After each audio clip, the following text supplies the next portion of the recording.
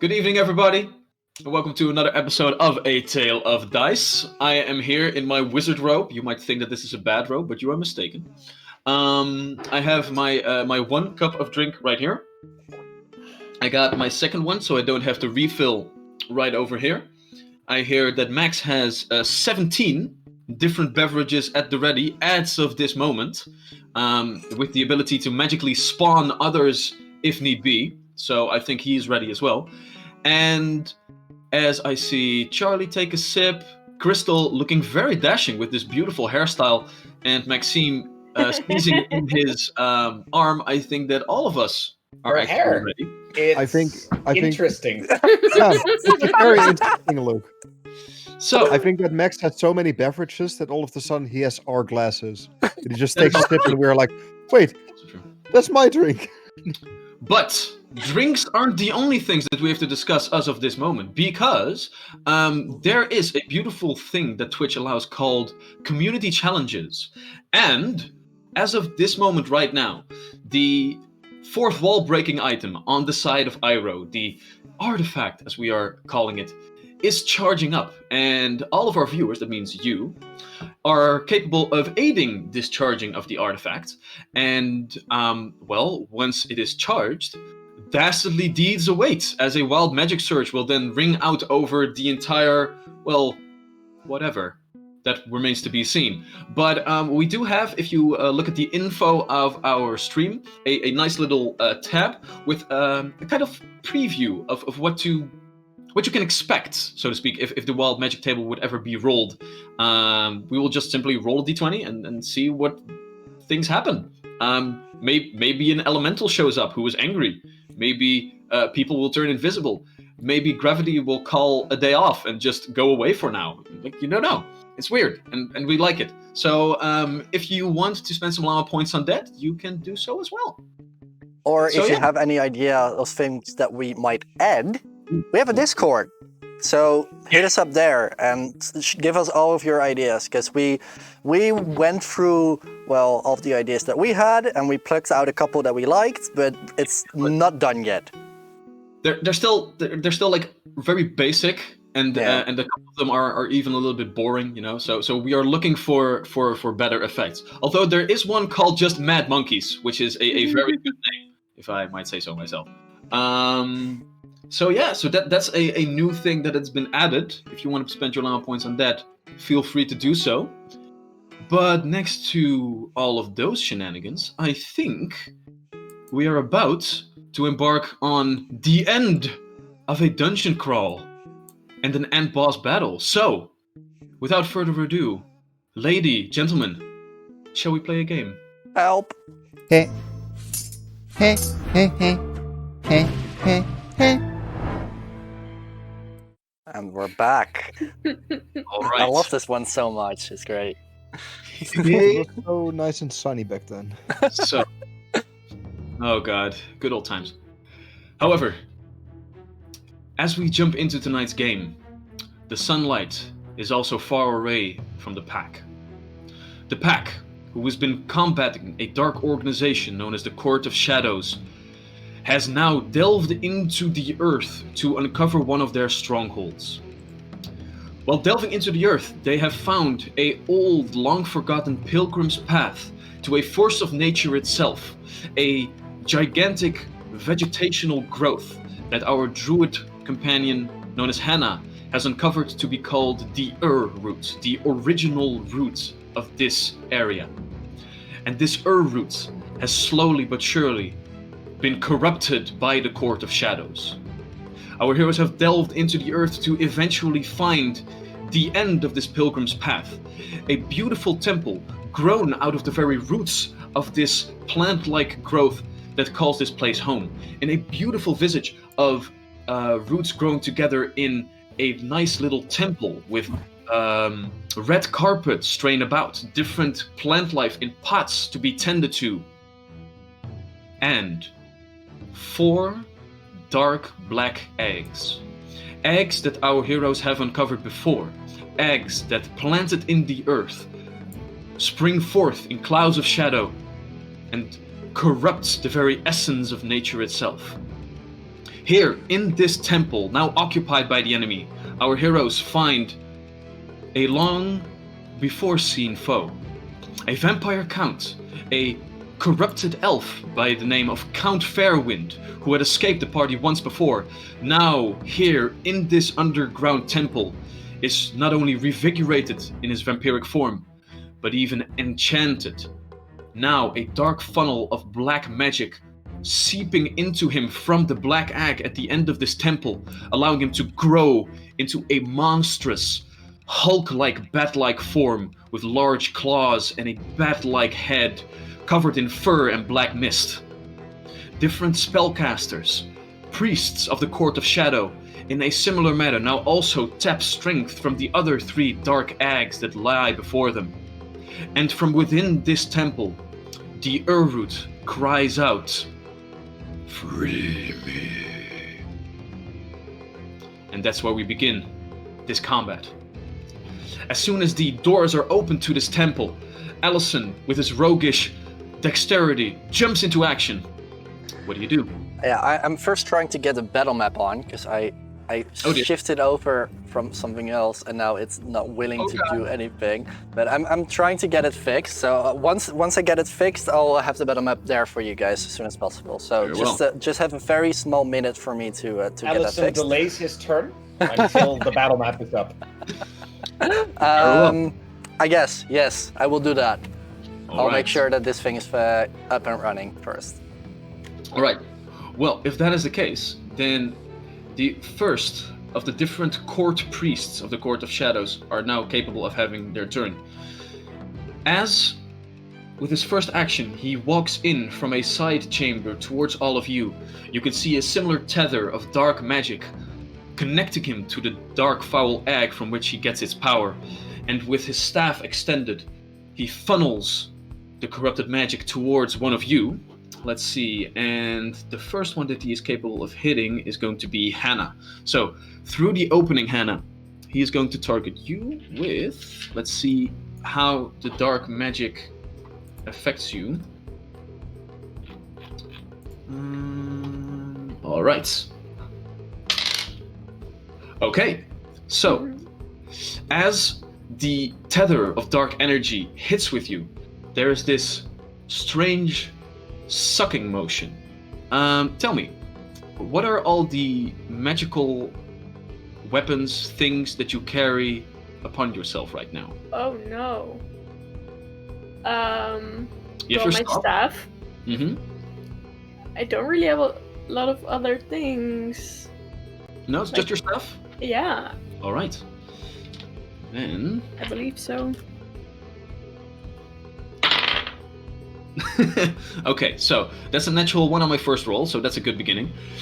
As the magic pulls on the magic of your staff, it seems to try and slurp up the magical essence of your staff, but as the spell ends, the tether is broken, and it seems that your staff is still intact.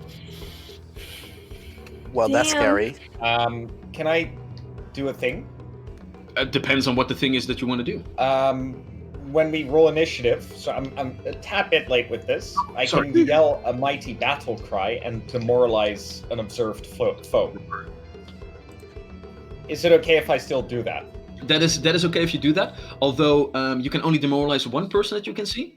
Okay. Yeah, one person, and the one that I see, so I'm gonna take the one up front. Yeah, so that would be this guy, this priest of the Court of Shadows. Okay, so go ahead and make your check against his fortitude or will DC. That's gonna be his will DC. All right, good to know. And intimidation, so that's a plus 16. I have a question. I remember that I bashed in the doors last session. Yeah, okay. Giving me maybe a +1 on this, because I did a physical thing as I roared in. Roar! What's your roll? I didn't roll yet. Go ahead and roll. Gathering all my bonuses. All right. That is a natural 12, plus 16 is 18, is 28. 28. Plus 1 is 29? Sure, you'll get the +1. What does it doesn't matter right now? Because as you demoralize him, you can indeed see that even though this dark aura is laying over this figure, instinctively sets a step back, not really knowing if everything is okay, and you can see him like glance backward at like his leader, Count Fairwind, now standing there in this hulking bat form. Like, are you gonna deal with this, please? All right, so he's demoralized. He's frightened 1 right now, so he's gonna take a -1 to basically everything. All right. Noise. Then, Allison, as Max is now ready, we will take your turn as well. Yes. How far away from the priestess am I? Let's see, from this priest right here, 30 feet. Ooh. Not somewhere in 25? No? Too bad. But that sucks. That means I'm gonna have to move twice. Alright. I will delay my initiative after Iroh. All right. So from now on, you will be there and only there. Okay. Then, as the court priest already took its turn, we turn to Iroh. So I'm gonna do 3 things because I do have 3 actions. Seems appropriate. First of all, I am going to move in front of this priest. All right. Then I'm going to go into the mountain stance. Very well which done. is also and then I'm gonna attack with Flurry of Blows to Okay. get the first blood. So I have a question. Is that like a barrier or a little staircase, or is it open? So there are this temple is made up out of different chambers, and you can see the openings in the walls themselves. And all of the openings are doorways. There are a couple of like quote unquote windows where you can see through, and the windows themselves are just also intertwined with different roots coming from the top and the bottom. This entire temple is just like a basket made out of roots in a beautiful form, crafted by the magics of the root itself to grow into this temple-like form. Yeah. So the all the places where you can see like the light what do you call it, like light brown walls, quote unquote, and all the openings in the wall, like where Iroh is standing right now, those are just openings in the wall. So those would be doorways. Okay. I rolled a 32 and a 21. All right, so Iroh, as you run forward, stepping over the different roots, you jump over one of the potted plants, and as you land, you instinctively push your feet into the ground, and the roots, once again, grasps your feet a little bit to give you a little bit of more of a good footholding. It seems that the temple itself is trying to aid you in pushing these creatures away. But as you put up your fists and go in for the 2 blows, this dark aura that comes from the egg and seems to envelop the priest, your blows,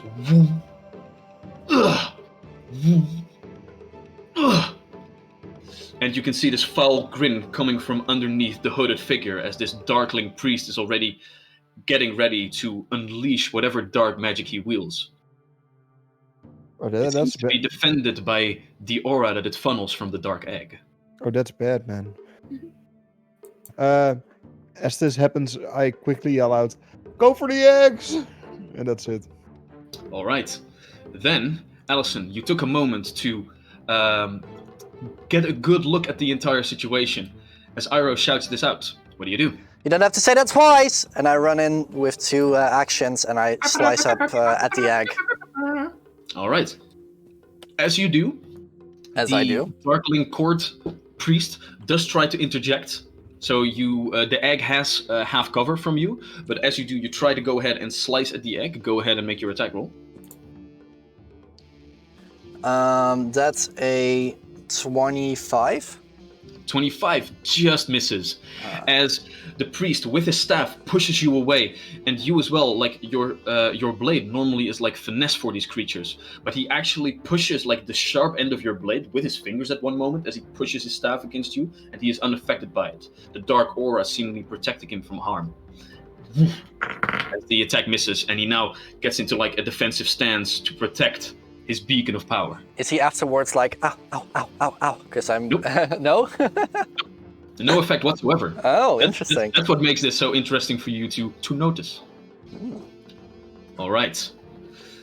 After your turn, however, the heroes continue their onslaught. As Grakal, you are up next. All right, sweet. So Grakal first ushers a draconic word for speed, as his bracelet of dashing activates. Sweet. So my first command is to action is to activate it. I gain a 10-foot status bonus to speed for 1 minute. Very nice. So that's the rest of combat, probably. Let's hope then so. I'm going to 1, 2, 3, 4. Yeah, I go through here and then end up here, flanking with Allison. Very nicely done. And I then raise. No, they're gonna use spells, I imagine. Well, I'm gonna raise my shield anyway. Yeah. All right. Krukal runs into the fray to get into a nice position, at which moment we turn our attention to Hannah. And Okay, Melo. okay. And Melo. And Melo. Hannah is Mad. going to move over here. Oh dear, all the way to the top. Okay. Yes, with the 2 movements. Wow, you All can right. make that with 2. You're fast. Yeah, I can 35 feet. Yeah, you're very fast. Love it. Yes. And Melo is going to get my extra turn and is going to stand over here and attack. Okay. For you, go ahead and make a Oh, perception wait. check for me real quick. Over here. Which can also be done. Perception? Mm-hmm. Yes. That's 35. 35. As you run up, you can already see before you actually make it to the statue that a dark tendril also extends from the egg next to it to the wooden statue. It is also enveloped. I think in it some means dark magic. that's not gonna work, your spell. Not yet, at least. Damn it. We gotta kill the egg. Gerkal screams, We got to kill egg! We gotta kill the egg, Morty. Good. You gotta shove it up your butt, Morty! Come on, shove it up your butt! Do it for me, Morty! Oh god. And Melo is going to I missed that slash. show. But Yeah. Slash the guy. Slash the guy, alright. Slash the guy. Is he? No, he's gonna bite. Sorry. It's gonna bite the guy. That's 28. 28. The spellcaster standing before you, apparently not really busy with Melo and more busy with like getting both Allison and Grokal away from the egg, has a moment of weakness where Melo jumps at its throat, but as the teeth try to dig into the neck, some dark enchantment pushes Melo away. No effect on the attack. Aww. Okay. And that's it. Alright. You're clearly blue. Yeah. Oh, right. I'm supposed to be red. Oh dear. You're I'm clearly red. blue. And I'm really red. I'm the 11 sure. can turn into different colors as the 4 seasons turns into a vagrant red color of summer as her feisty spirit is felt throughout the entire combat encounter. Alright. At this moment, the hulking behemoth of Count Fairwind steps forward. You have already encountered our eggs, but these have been gestating for ages. You will not vanquish us so easily with their blessing. I will show you the gift of our king. As he runs forward with fangs bearing 1, 2, 3, 4, 5. As he also needs to run forward with 2 movement actions. As he just barges into the doorway, like different roots on the top of it, the bottom of it are splintered as he pushes his behemoth-like body against it. Allison, you are showered with these splinters, at which moment you can already see the fangs as it leaps towards you. Is it biting me? It is going for a bite attack, which is going to be a total of minus 33 to hit. Yeah. Yeah? Yeah. All right. I'm not sure why I'm looking at my character sheet, because that's a clear yes. That's a high number. All right. So let me get them. There we are. Okay. So you take 19 points of piercing damage. I'm gonna stop you right there. Oh. As Gurkhal screams, "No!"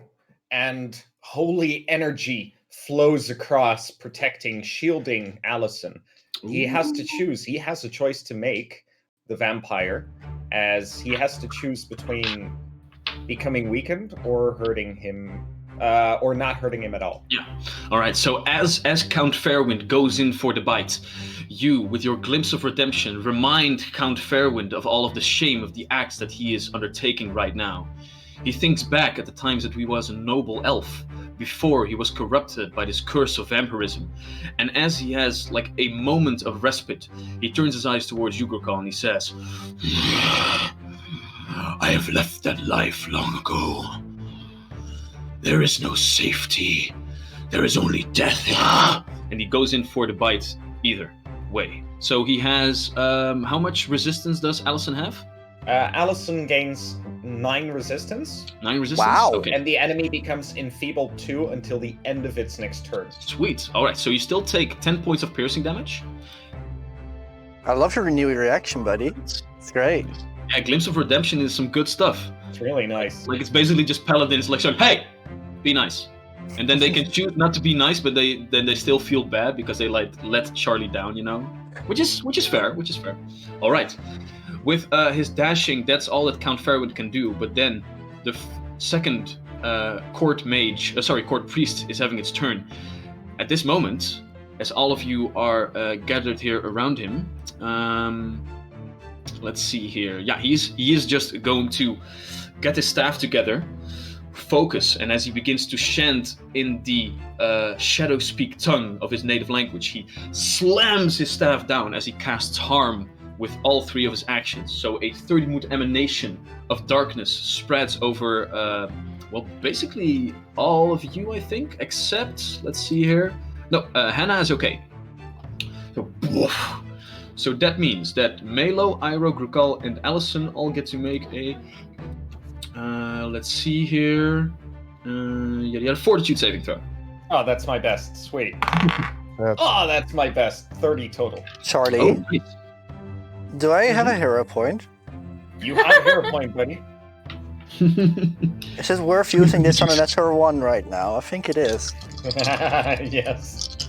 Nah, leave it. Let me reroll. I do remember that I still have 2 anti-lucks that I can spend on all y'all. Do you want to use it on me? No. I'm just reminding you that there are things coming your way. Okay. I am gonna go for halfling luck because I rolled a 5. Oh dear, that's not high at all. Melo is 27. 27. It became Well- a 9, so I rolled a 23 at the moment in total. 23. Very well. Yeah. Very well. Save as well. Well, it's not an SR1 anymore, but a 15 is gonna have to do.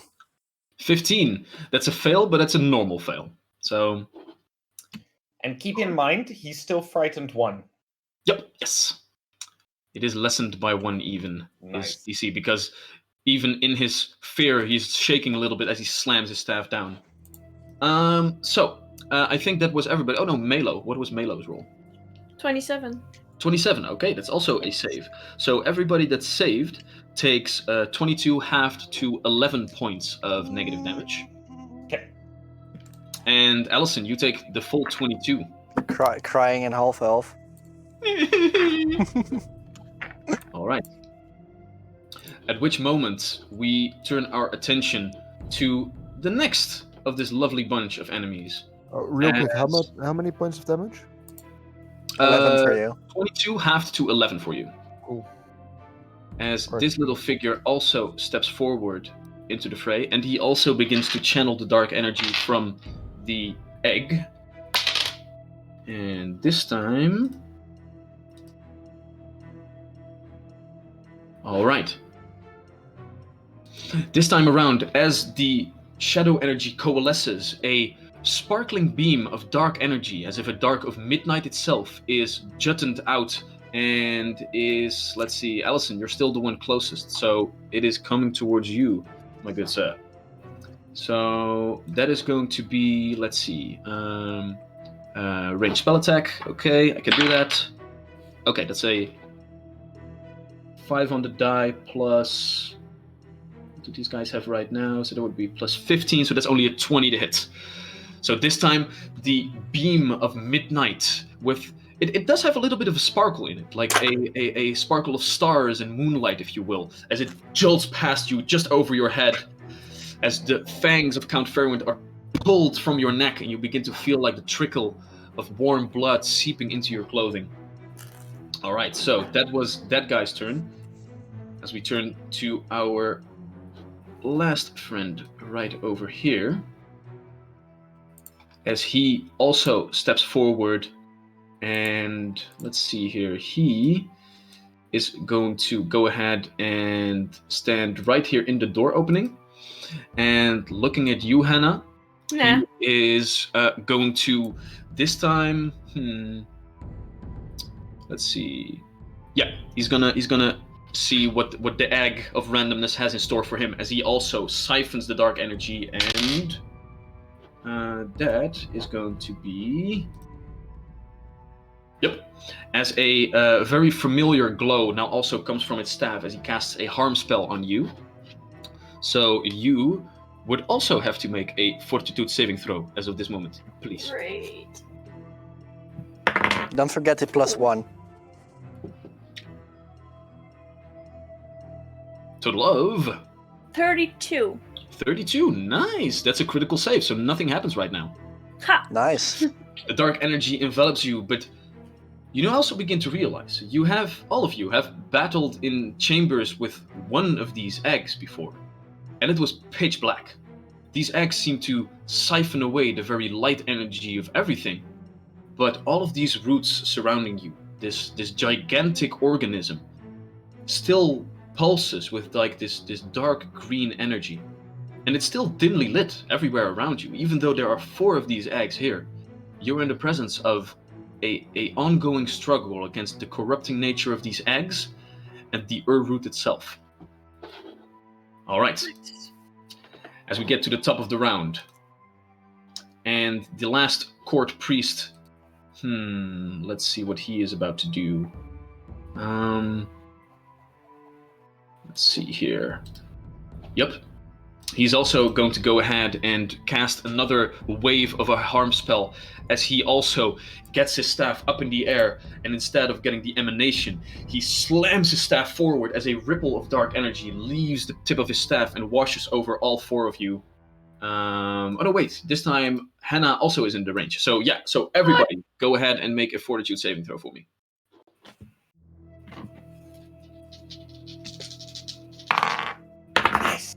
A 30 again. All right, DC is 22. So that's a save on Grackle.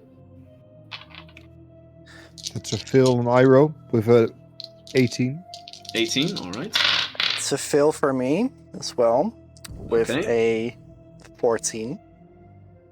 Oh dear, it's a normal fail. It's a 16 for Hannah and 22 for Melo. All right, so that is 18 on the dice this time. So Melo has a save. So that's 18 halved to 9 for everybody that saved, and 18 for the ones that failed. All right, so I will take care of your action figure, Allison. That's a fail. So all right. 18 divided by half. Yes, so that's 9. Yes, so that brings Allison down to 14 hit points. At which moment? Look at Iro. What the fuck? That's not how numbers work, Iro. It says that it would do it automatically, but it never does. So your hit points are 57. I'll there you go, sweetheart. There you go. No, 57. There you go. All right. So Thank you very much. all the calamities that have been wrought upon all of you are done as we return our gaze to Iro. Iro, the egg still lying in front of you. The egg is was the egg guarded by the Yeah, the guy is like basically standing over the egg, so it has half cover. Okay. So it basically What if means I- that it's And if I turn around to the other side? if you turn around to the other side. Yeah, I'll say like he can't grant cover to everything of the egg. So if you would move to the other side, he would have to keep defending it against Allison and Grakal, and the egg would not be covered anymore. then I'm gonna Right. use one action to do that, and I'm gonna use 2 actions to, or just the flurry of blows to attacks on the egg. All right, you are going to pummel an egg. First one is a 29, That hits. and second one is a 20 to hit. 20 misses, I'm afraid. A tough egg to crack. We'll see how good it goes. How well it goes, sorry. Let's have a look. What's 4 plus? Yeah, that's 10 points of damage. 10 points of damage, all right. As you dash behind the Darkling court priest, he is still like stepping at the ready to guard it against Grakal and Allison. And as you sidestep him, you get like a nice clean hit in as you whack with all of your might, slam into the egg. You have cracked eggs in the past. You are a gourmet, if you will, a fine perurer of all kinds of different eggs. Ostrich, for example. This one, larger still, and harder still. As you whack it with all of your might, you realize that this is perhaps a little bit more than you bargained for. But even so, you push on through and a crack is being made in the egg. And it seems that bludgeoning damage that you did with your fists is very effective against it. Then I'm gonna keep doing that after this. But I only have 1 action left, so I am going to go into Mountain Stronghold. All right, trying to protect yourself a little bit more. The egg now cracked. We go towards Alisson. So I'm already on 14 HP.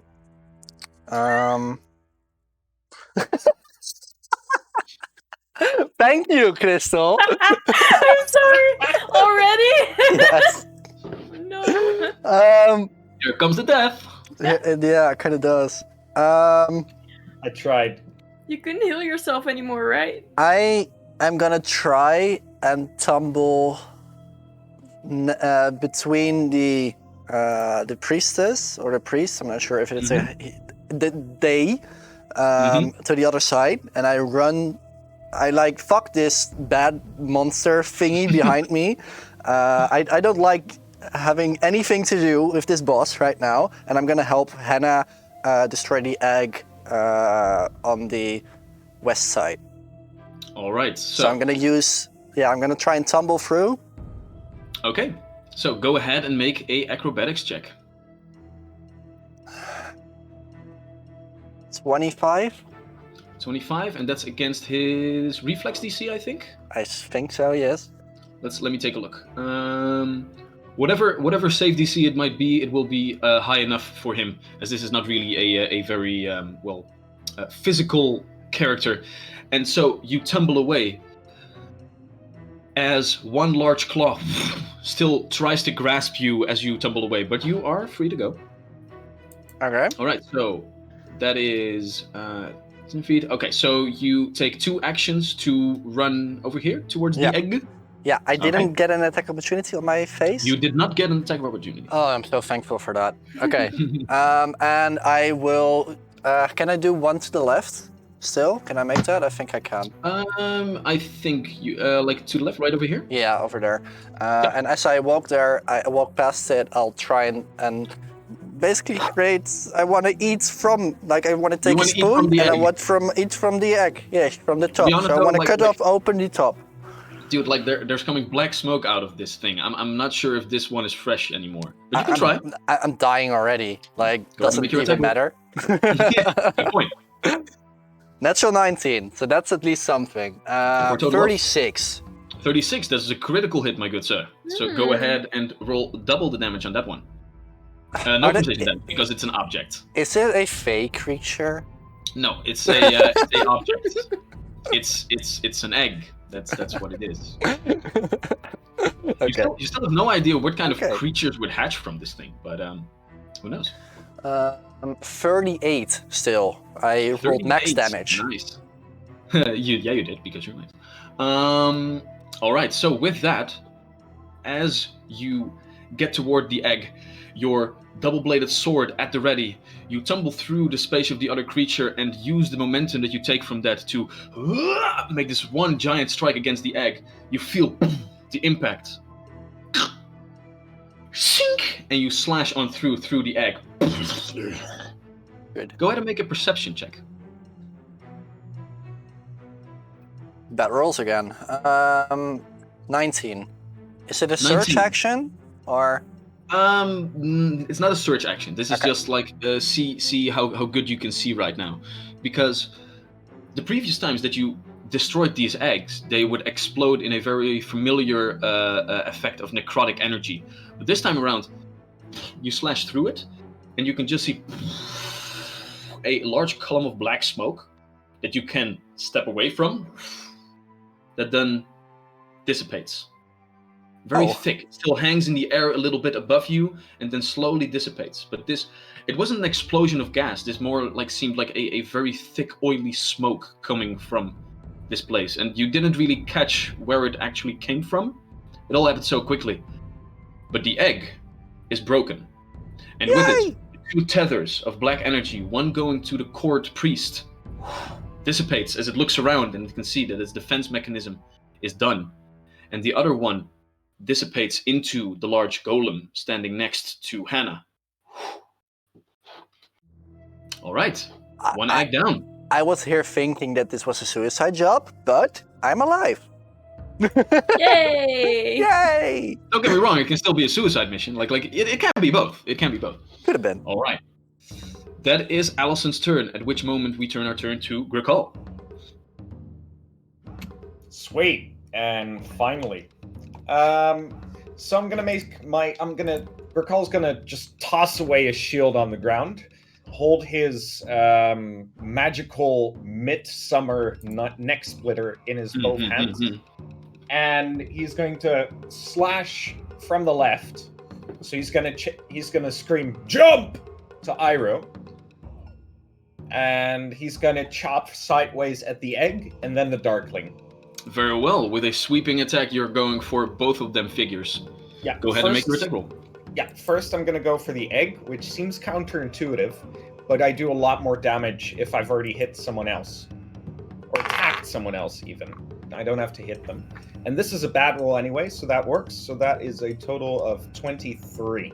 23 misses, I'm afraid, as you turn the beautiful serrated blade of your neck splitter against the egg, and it just scratches over and then goes on into the face of the Darkling. Hopefully. All right. Oh, that is much better. That's a natural 17. That's gonna run us a total of 31. 31. As the blade then just stops in midair against the dark barrier that's been created. And you begin to realize what you might be dealing with as you look at these eggs. This enchanted weapon that you are wielding, a work of powerful magic, stopped in its tracks like that. Alright, then third attack. I'm gonna go for the egg again. Yeah. And now I have I've double the bonus, which is a total of 4 then. Nice, okay. So I start off with a 16, I add 10. 26. Exactly what you needed to hit right now with the flanking bonus. So go ahead and roll damage on that one. Is it sensitive to light? It is not sensitive to light, no. Fair enough. So that is 14 plus 7 is 21 plus another 4 is 25 damage. 25 points of damage. As the blade had been stopped in midair against this Darkling priest, you turned back against the egg and continue your onslaught against it. And while the magic pouring from these objects is powerful indeed, you realize that in this state, they are still just infants. And with that, the blade strikes through, shattering the egg before you. You may also make a perception check real quick, as you're already gazing in that direction of what you were hitting. Nothing new, 13. Again, you instinctively brace yourself for the explosion of necrotic energy that you know that hails from these eggs. But none come.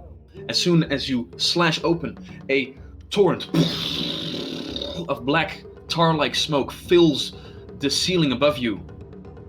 And then it's nothing but an empty husk. An empty husk that also stops its enchantment against the Darkling Priest and against the large root standing in the center of this area. Ooh, nice. At which moment, let me just take a moment. A balloon violently deflating. Kinda, yeah. Very violently, yeah. All right. So with this, oh god. I think we did a Gucci. There we go. I'm still very scared. I'm like, already I can't heal myself anymore, and I'm 14 HP. Like, what am I gonna be worth this fight? I hope the golem is gonna work out, Hannah. Dodge back and Same. forth real quick. Just go real quick towards the eggs. Ignore everything else. Yeah. All right. So let's see. That is Kukal. So he.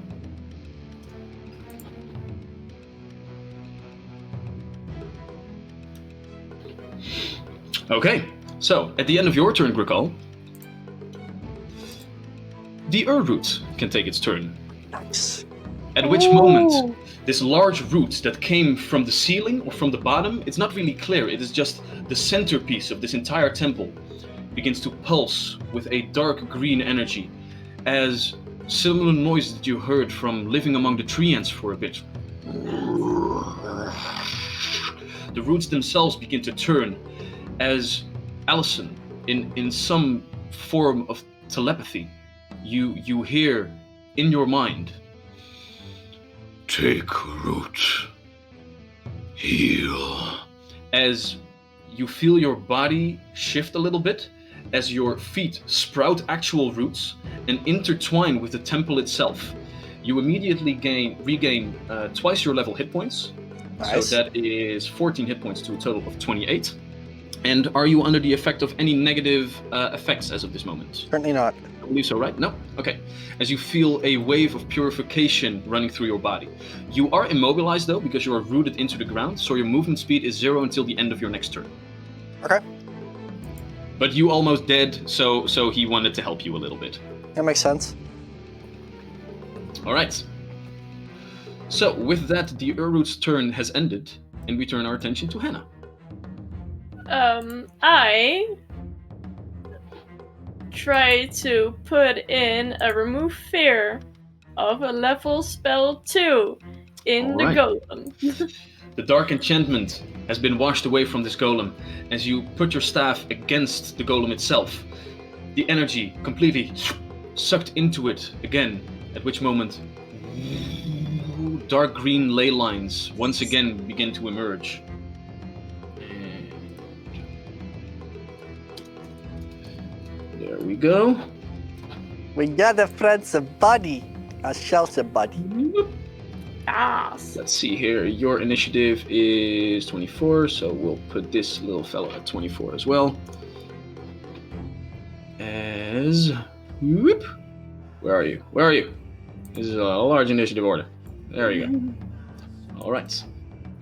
As the Root Guardian is coming to town. There we go. Sweet. And I am going to move over here. Move over there. Alright.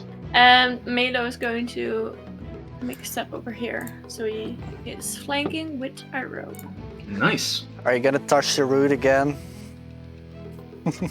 At this I moment, the Root can't Guardian... anymore. Next turn. At Stop this moment, touching on those roots. the Root Guardian is... The dust that has been accumulating for ages in his joints fall to the ground as he moves his limbs that have been stiff. And as he steps forward, his somewhat smaller wooden glaive is pointed forward. No, you know what? No, he just takes a couple of steps. That seems plausible. So he takes a couple of steps and then goes into strike. coming in with a that's a 15 on the 17 on the first hit, so that misses, I'm afraid. And then the second one is again a 17 to hit. So this time, however, as the Root Guardian steps forward, he doesn't do much. As 2 attacks are whiffed, and he is just like chopping away at the root-made temple around him a little bit stupid, but you know he's been asleep for a long time. Give him a minute to start up. All right. After him, Count Fairwind is going to have its turn again. After which moment, Allison had just tumbled away. This temple is ours. Its root will decay, the life drained, and I will see to it. As he takes another step forward and just goes in with 2 haymakers against you, Iroh. The first strike with his fangs coming in at a...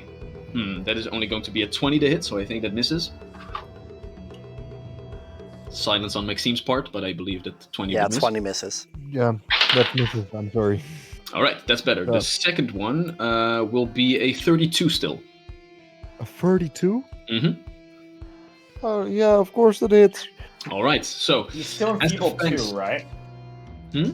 He's still Oh, enfeebled sorry, that too. would be a 30 then. Excuse me. That just hits. Yeah, Okay. it just hits, but it hits nonetheless. Thank you for the reminder, Charlie. So even in its enfeebled state, his fangs snap at the air, but then one of the large claws comes and rakes you. So with that, you take... I believe the correct term is Hella damage. I used Glimpse of Redemption. All right. He is just going to do the same thing and just allow to be enfeebled 2 again and take 9 points of resistance on that attack.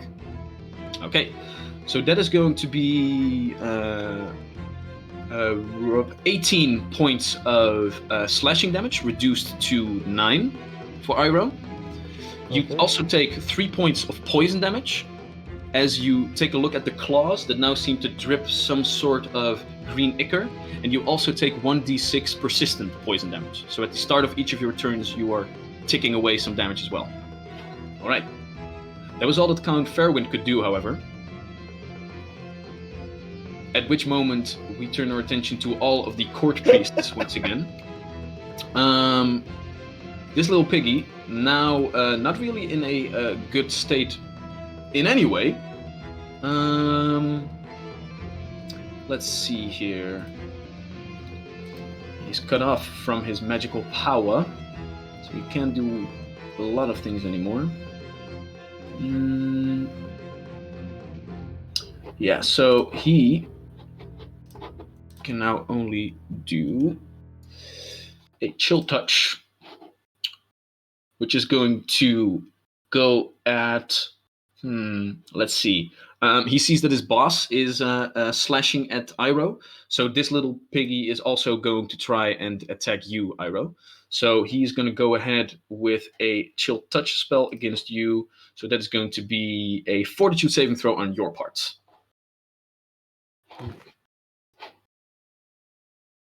Is that like a donut box?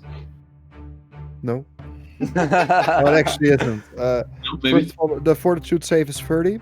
It's the box of my preamp. All right. I wish it was a donut box, though. Would have been better, yeah.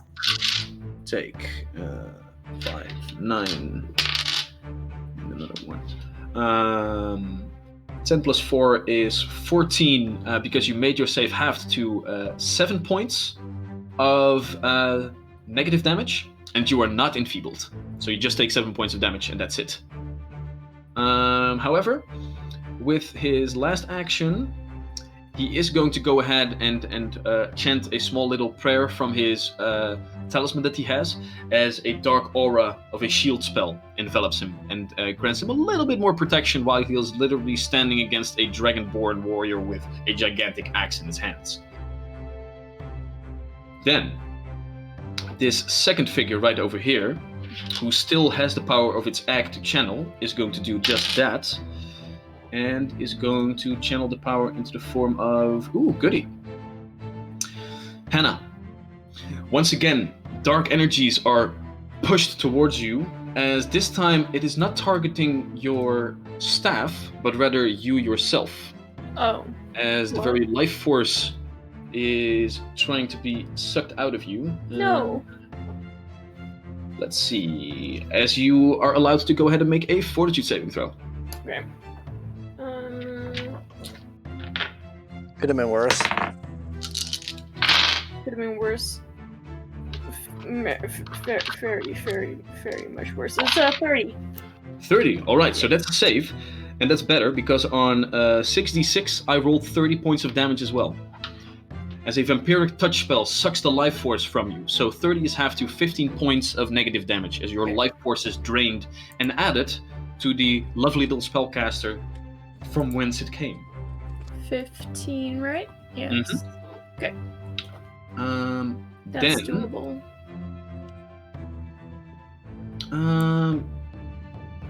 Then the next court priest, who is now being attacked by the golem, is... First, he's just going to go ahead and pump in a harm spell.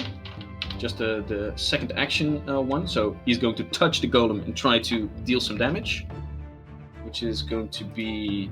Let's see, if it's touched, then it's also just a fortitude save for him, right? Yeah. Okay.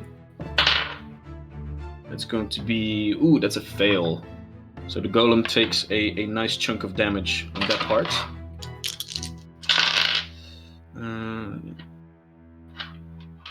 25. All right. And then with his last two actions, yeah, he's just going to go ahead and slap him in the head with his staff. Just try to push this golem back. With the first hit coming in at natural 1. And the second, natural 2. Okay, well, there you go. All right, so first he reaches out with his staff and pushes in some negative energy and then just goes on a whacking. But while whacking him with another piece of wood, the wooden golem doesn't really seem to mind all that much. All right, and then we go to the last fella, who is still in control of its dark egg, and is also going to channel a random effect. Ooh, this time against Ugrikal. As a siphon of dark magical energy is pushed into you, what are all the magical items that you carry on you right now? Okay, how long do you have? So let's start off with the Bracelet of Dashing, Ring of Energy Resistance, the Midsummer Neck Splitter, my Shield and Spear on the ground. I have also a water skin with blessed spring water. Yeah, I'm only. I have the ever glowing torch. Okay, so those are. I'm only talking about like the permanent items, not the consumables. Oh, not the consumables. Yeah. Okay. We got those four? I think those are it. Okay. Can you Bracelet of Dashing, the energy resistant ring, Neck Splitter, and the ever burning torch. Can you roll a d4 for me to see what random item is targeted with this? You are muted. We cannot hear what you are saying. I will roll a d4 for you, and it's a 2. It's a 2, so that's the Ring of Energy Resistance. That's a 5th level item, as a Dispel magic spell is going to try and 6. dispel... Sorry? 6. 6? Oh, Yeah. it's a 6th level item. Very well. Because that would mean that... Rules... Acts... yada yada yada. Okay, so that's going to be a DC of the item's level, which is going to be a, let's see, DC 22, which is succeeds with a natural 14 on the die. All right, so with that, the energy of the ring itself is sucked from the ring, and for now it goes dormant. It's not dispelled completely, the item isn't destroyed, but in 10 minutes it will gain its properties. So for this combat encounter, the negative energy resistance is gone. Guess I won't. No. The negative energy resistance was a potion that already stopped Oh, working.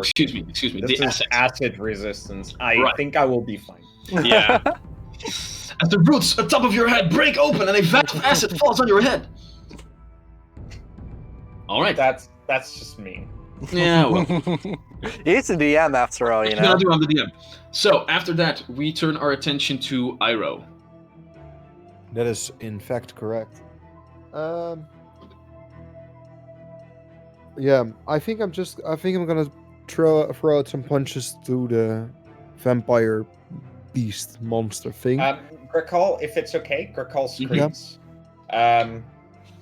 Iroh, get egg! Grakal will handle big monster. Okay, and Iroh just takes off. Okay, I will take any excuse not to fight this big monster. He will take any excuse to run the fuck away.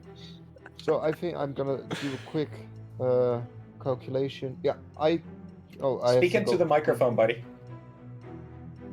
That is indeed true. I am doing some quick calculations. I am going to run to the. What's your movement speed?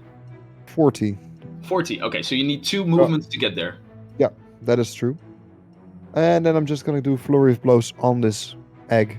And hope that it will do the trick. As you run past, the casters who have been slinging spells at all of you don't see this blur of a halfling just rushing by, and they do look a little bit horror-filled as they see you running towards the source of their power. All right, so go ahead. I would also be very scared when I see somebody running for my eggs. Yeah, man. Oh, the first one is only a 19. That's a bit. Hero point. Hero points. Hero point. That's gonna be a 20. That was 1 point higher.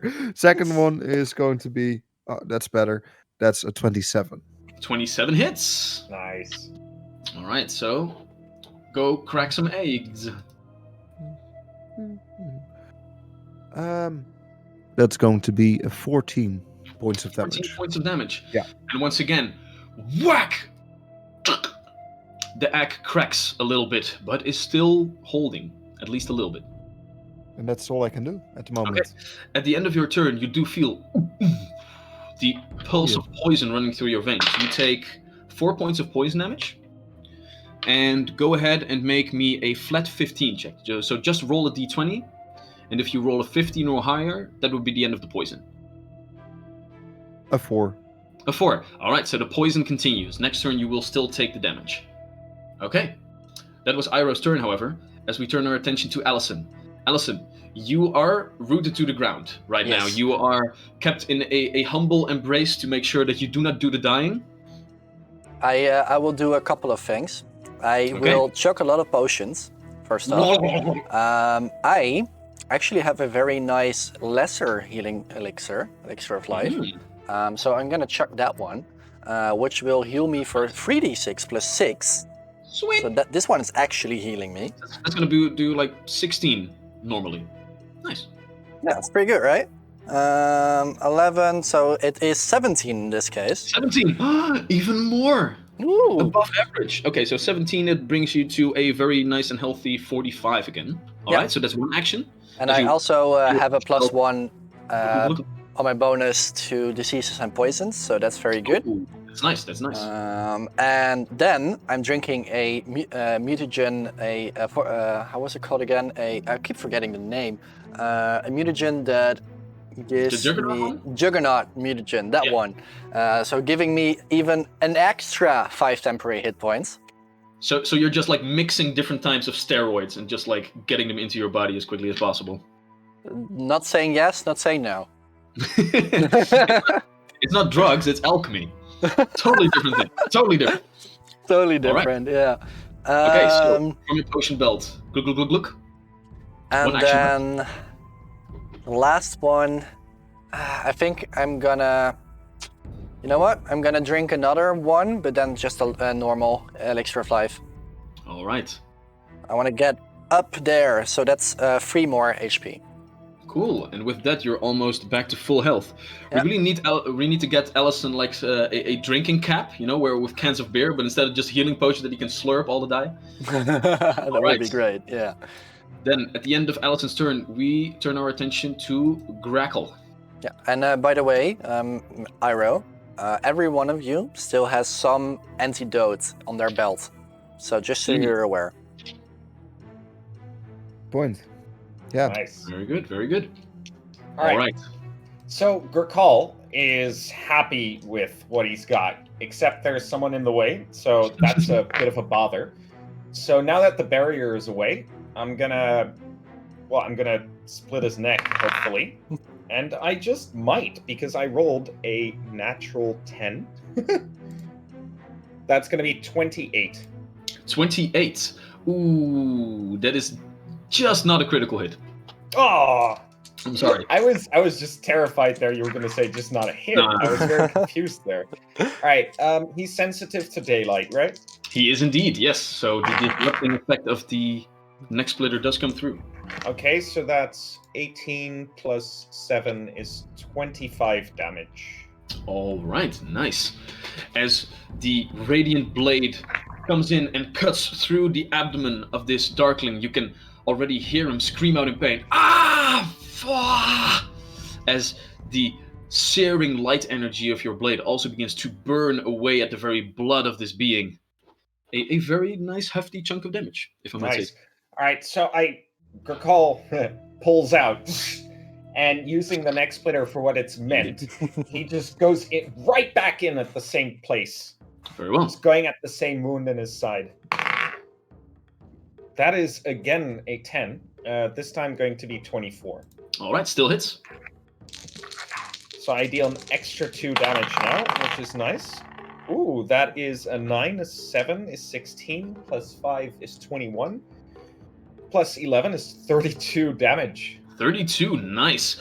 And with that, the first cut slashes him open nicely. He tumbled over already a little bit in the pain, which leaves him right open for your next attack, at which moment you completely cut off the head of the spellcaster. It goes flying through the air, at which moment it falls to the ground, and the dark energy being coalesced in this being erupts as the dark enchantment that all of these darklings hold within them explodes. And you, my good sir, are allowed a fortitude saving throw to see how much damage you take from this this death Isn't it throw. Reflex? Fortitude. Cool. 42. And Melo too, unfortunately. And Melo I'm also, sorry. yes.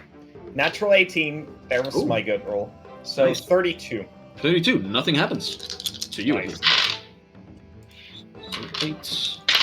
It's a 31 on Melo. Sweet.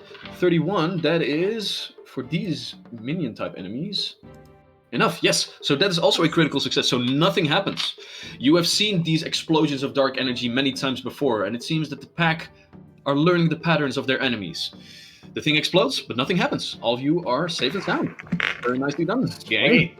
So Gurkal, having just killed it, just waves away the shadow explosion with the blade, with his midsummer neck splitter, and he looks down, or up rather, at Count Fairwind, says, We still have score to settle. And I make an intimidate check. And I roll high. So that is a 32 against his will DC. Against the will DC of Count Fairwind. Alright, so as you say this, at first you can see like a foul grin come across the face of this bat-like abomination, at which moment you pull into view the radiant blade, and with that moment he cannot help but just look at it for a second and like swallow a little bit. I have felt the bite of this blade before, but no matter. The blessings of my king will protect me, and your blood will not only be tainted by my vampirism, it will be most pleasurable to suck out every drop of foul life that your dragonborn body has to offer. Okay. Nice. Okay. He's frightened 1 and enfeebled 2 now. Nice. Yeah, Oh, that he has sucks. had better days. At which moment, Gurkal, you are gazing a little bit, and you can hear again the rumbling of the root as its turn as upon you. Grow deep, partake in the nutrients. Let's see here. Hannah. This round, you regain twice your level hit points, bringing you to 64, but you are also rooted to the ground, so your movement speed is 0 until the end of your next turn. It's totally fine.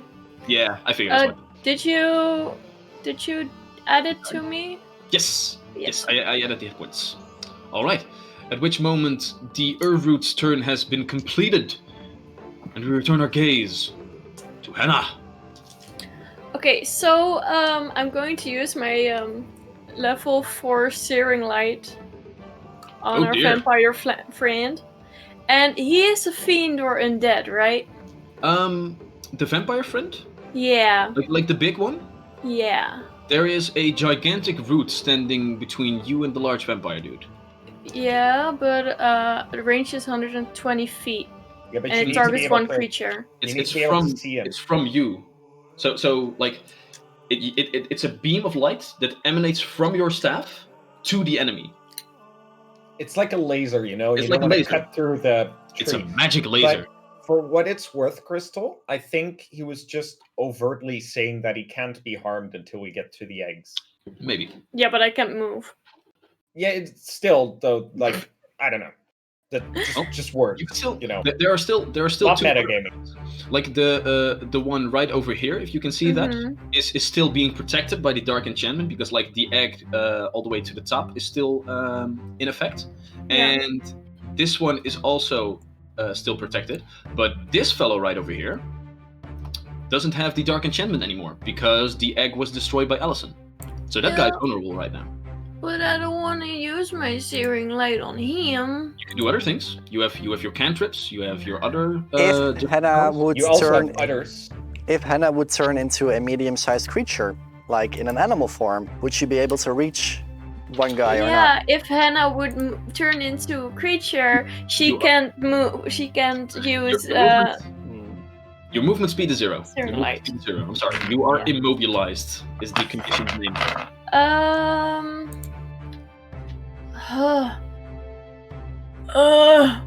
Okay. I'm going to give my stuff to Melo. Okay. And Melo is going to run up to the egg. So over Again, here.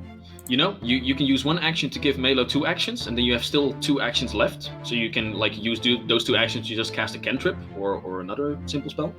Yeah, I have Disrupt Undead. Don't you have like the electric arc? She swapped it out. Oh, you swapped it out. Yeah, that's the problem. I really wanted to use Disrupt Undead, but I can't because they're not undead. You're just trying to help. You're just trying to heal. Yeah, I know. You have a staff. You have a fire staff with Produce Flame in there. Oh yeah, you can just like shoot fire bolts at people. You can give Melo more actions. Yeah. I'm not sure if you can. Not I think anymore. you can do it once per round. Command per round. Yeah. You're right. You can't give Melo like 6 actions. Like go Melo, go. That's all. Would have been awesome though. Would have been weird. Okay, I'm going to firebolt the one creature that's not that can be harmed. Okay. Produce Flame his ass. Yes. Where's that darn spell? I'll look it up for you. Burning Hands, right? No, Produce Flame. You can also do Burning Hands, but Produce Flame is just a attack roll against the guy, and it does 1d4 fire damage plus your spellcasting modifier. And on a critical success, it also catches fire and takes persistent fire damage. So right now, it's just an attack roll, and then there would be 4d4 plus your spellcasting ability modifier damage if you hit. Is there a heightened version? Yes, that's why I said 4d4.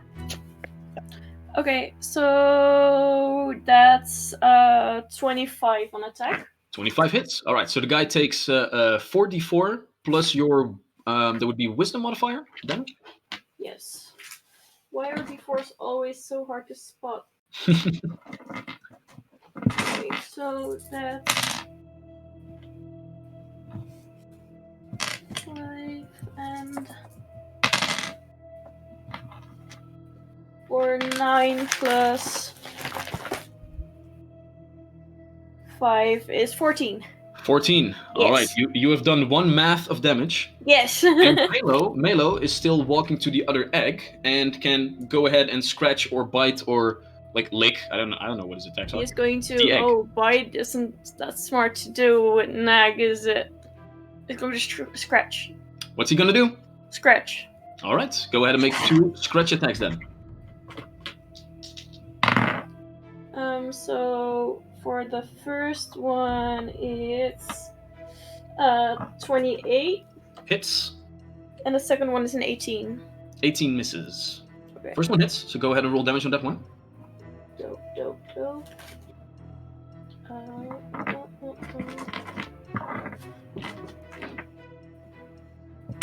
Dropped it on the floor. That's not good. Right. It's going to swell.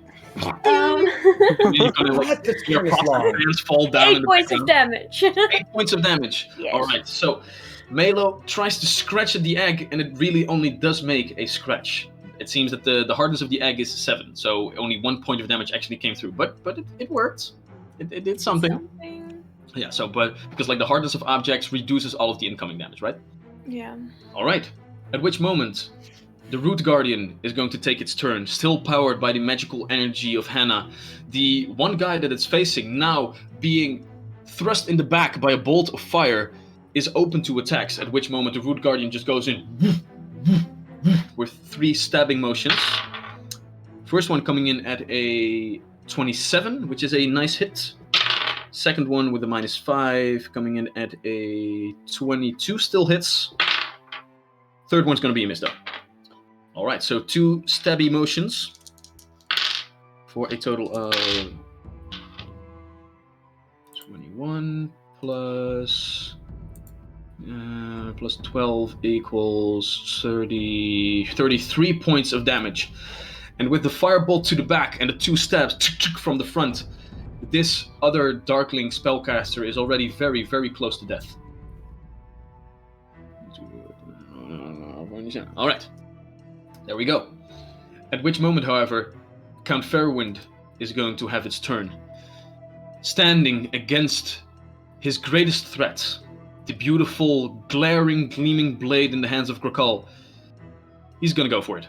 So he is going to go ahead and take a step and just goes in like a death claw from the Fallout games with 2 claws, going ahead to try and rake you.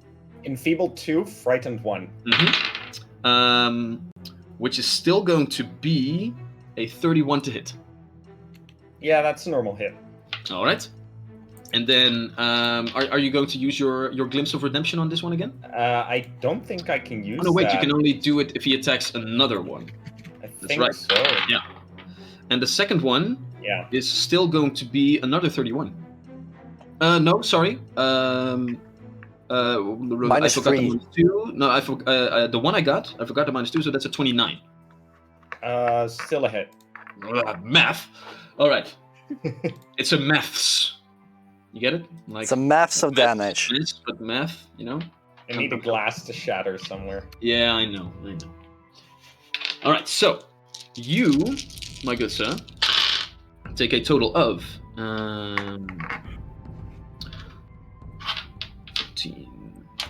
14 plus 16 is 30 slashing damage. 13? 30. Okay, shit. 7 points of poison damage. All right. And 2d6 of persistent poison damage, as both claws seem to rake you, and like the fear in his eyes is already like going a little bit. Where is the bravado from you now, Dragonborn? So, persistent damage ends when I heal myself? Well, that's only with like Bleeding. Bleed damage.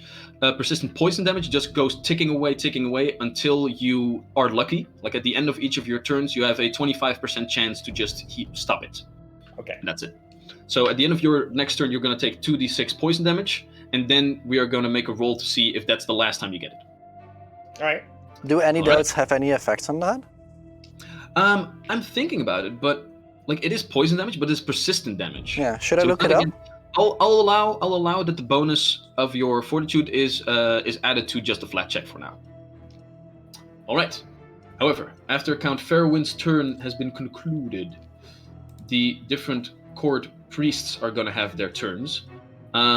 This fellow right over here doesn't really much care for Melo standing there scratching at its protective barrier.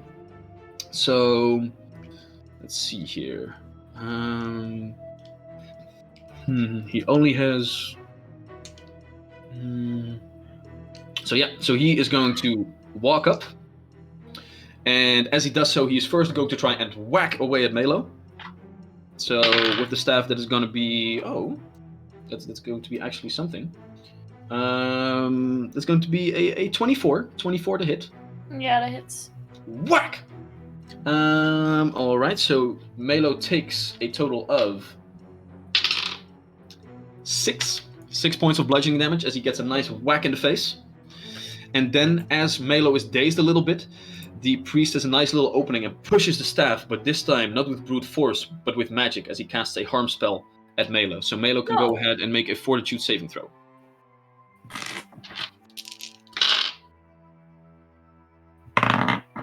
Ooh. That's 18. Plus 13 is 31. 31, alright, that is just not a critical save. Oh. So did Melo drink from the pond as well? Yeah, but he didn't gain anything. Like from the pond the previous day. Yeah. Yeah. Oh, alright, so that is another bonus of +1 to his fortitude. So that makes it a critical save, so nothing happens to Melo. Yay! Yay! Nature magics, woohoo! There's a theme going on here. You guys nice. realizing it? Alright. Then the other figure right here is going to go ahead and is going to try and cast a chill touch spell on the Root Guardian, which the Root Guardian does not make, but it's a normal fail, so he is not like enfeebled by the magics. So he takes 11 plus 13 plus 4 is 17 points of damage. All right, as the Root Guardian's runes that glue up nicely already begin to fade a little bit as he is taking as much damage as he is dealing to his adversaries. And then the guy is also just trying to go ahead and whack the golem once again with his staff, which is a natural 2, so that will be a miss. As once again, like the magic good, whacking bad. Like fighting wood with wood doesn't really seem to work all that well. All right, and then at the end of it all, we turn to the last court priest who just saw this halfling dashing by to attack his egg. So he is going to go ahead and also run backward, and he's going to just see what happens if he channels the egg's power. So not my cabbages. Let's see. That's a 2, so that's going to be all right. Another sparkling beam of midnight is first pulled from the egg and then redirected in your direction, Iroh. So that's going to be an attack roll of that's only going to be a 26. I believe that misses, doesn't it? You are muted. It does indeed misses. All right. With your mountain stronghold, your feet digged into the roots itself. This beam of midnight, it washes over you. But your breathing techniques that you brought with you from your training, it passes as water through a river. No effect done to you whatsoever. All right. Cool. So that's all that he can do. And at that moment, Iroh, you are still standing over a half-cracked egg. Girl, it's egg cracking time. Oh, shit. So I first attack with Flurry of Blows. Mm-hmm. That's sadly only a 25, but I think that hits. 25 hits, yeah. AC. And a 21. Misses. Sad. Tough X to crack, but still, one hit coming in. Still. 14 points of damage again. 14 points of damage. Yeah. And again, as bludgeoning damage seems to be these objects' weakness. Who would have thought that whacking eggs with a hammer would work? You rile up again, and with one burst of force, the egg cracks before your eyes. Go ahead and make a perception check for me, as you also have a chance of a glimpse of what might be inside. Wouter's dying to tell us, and we just keep fucking up the perception You rolls, just guys. it's a difficult thing to see, but you have 4 chances. That's basically how this goes. 18 points of damage. 18. No, not points 18 of damage. points 18, of perception. 18 points of the perception damage. 18 points of perception. That's how I feel right now. You might take a little bit of shame damage because you miss what is actually inside the egg. But what you don't miss is that the dark blessing now pulls back. And with it, the monstrous form of Count Fairwind begins to shrink as the Count himself now just stands there. Can talk about this. There we go. Let me get him up in the initiative order. All right, so that was only one of your actions. You still have 2 left, I believe. That is true. I am going to cast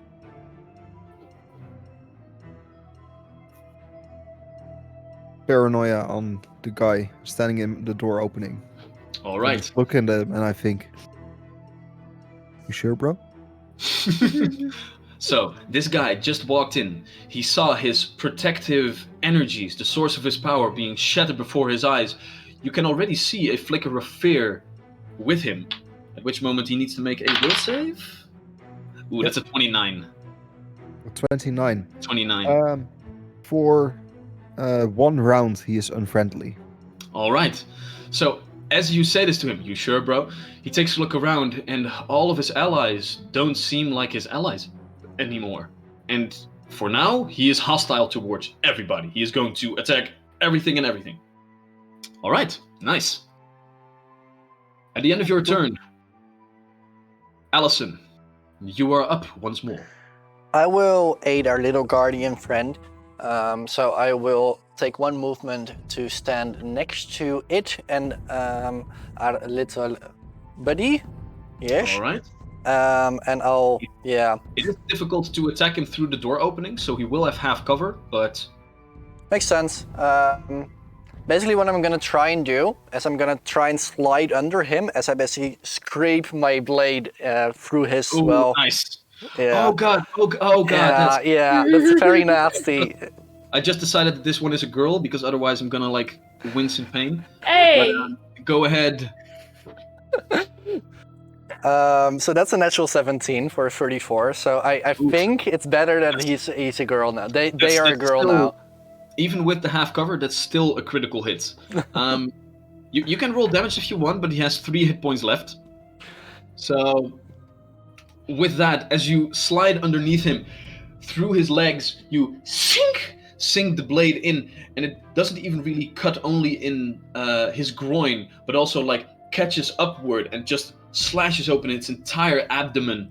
And at that moment, you can hear him like just utter this guttural as his entire intestines fall to the ground, and he falls as well. At which moment, the dark energy inside him explodes. Allison, another fortitude saving throw against the necrotic energy from inside your foes.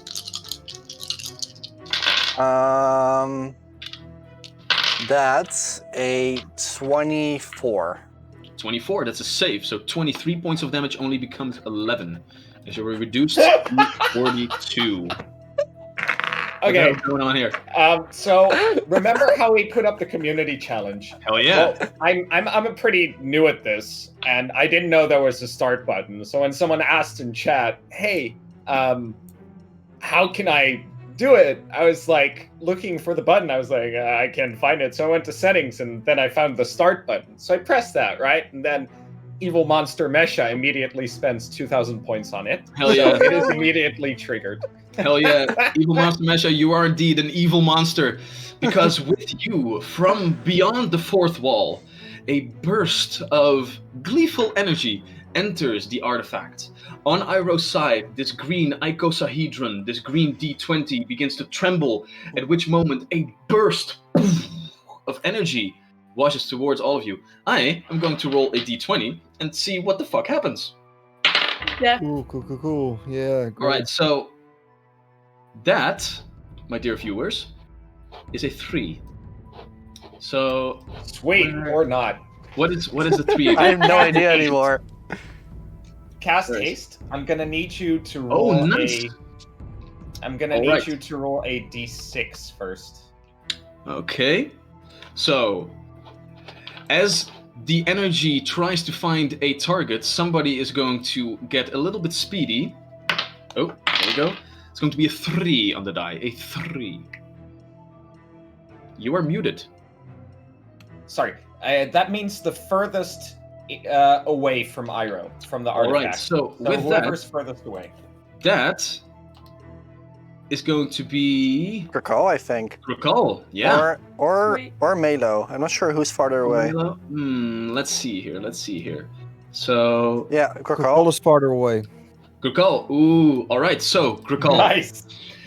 As this search tries to find a host, the energy of evil monster Mesha enters your body, and you, for the rest of this encounter, are hasted. So you just get an extra action, just for free. Damn. Okay.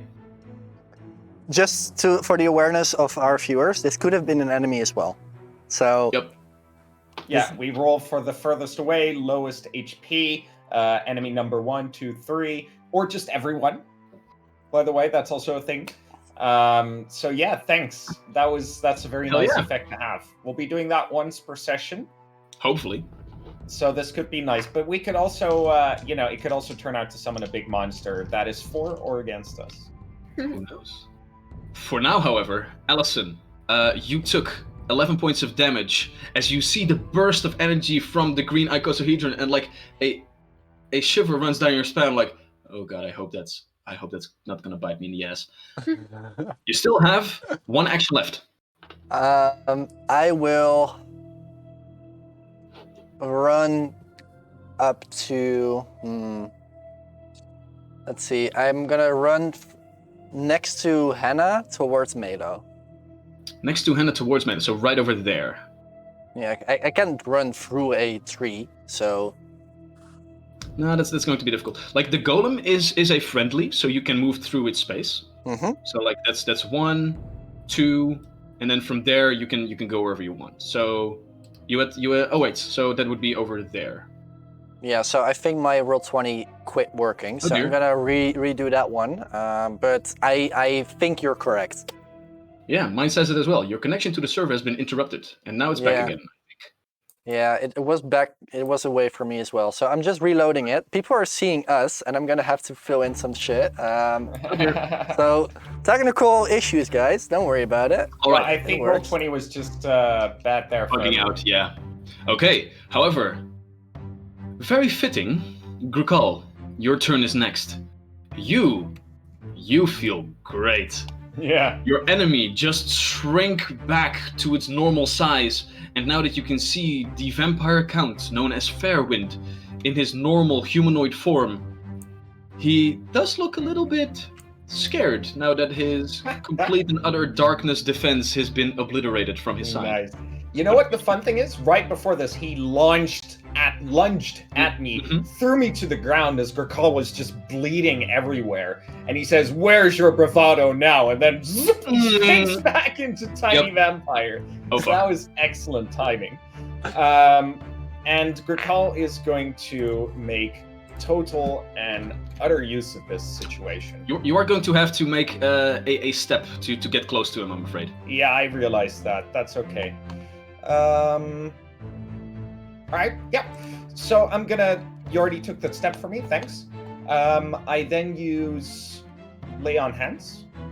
So I regain 24 hit points. Ooh, nice. And I get +2 to AC.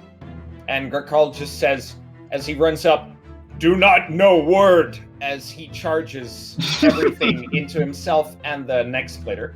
I also use Smite Evil. Ooh. So that is 3 actions, and I still have 1 left, as a re-energized and re-empowered Grakal just swoops down with the blade. Nice. And I rolled pretty damn well. if I say so myself. That's a 17 plus 18 is 35. 35. My good sir, the armor class of our beautiful Count Fairwind is what they call 24. So that's a plus 10 on its AC. So that's a critical hit. And now we can see the like layered effects. Like this weapon has been crafted to slay those creatures that are undead and are vulnerable to sunlight. As a vampire, he is both. So, before you roll any damage, he needs to roll a DC 34 Fortitude save. Yep. 34? Yes. DC 34. That's a 22. That is a critical failure. So that means he is destroyed. Yep. All right. With one hit kill, bitches. What? Yep. As the Midsummer Blade has been crafted for one purpose and one purpose alone, all of the enchantment effects that are on top of it now begin to coalesce into one single mind: to slay vampires, to rid the world of vampires, to slay those abominations that walk with grace but are filled with nothing but utter darkness. Let the light of the Summer Queen from her seely court shine true. And with that, the neck splitter slashes through the Count as radiant energy begins to coalesce in the wound, as eyes go wide on the face of Count Fairwind, as the unbelief. He doesn't even have a moment to speak up, as Mr. Smith from the Matrix begins to just erupt in light, and Count Fairwind is no more. So as Gricol runs up, like I said, he says, "Do not know word, but..." And he strikes, and he's dead, right? He just stands there with his exploding. He is gone. Gricol stands there and says, "Let me finish!"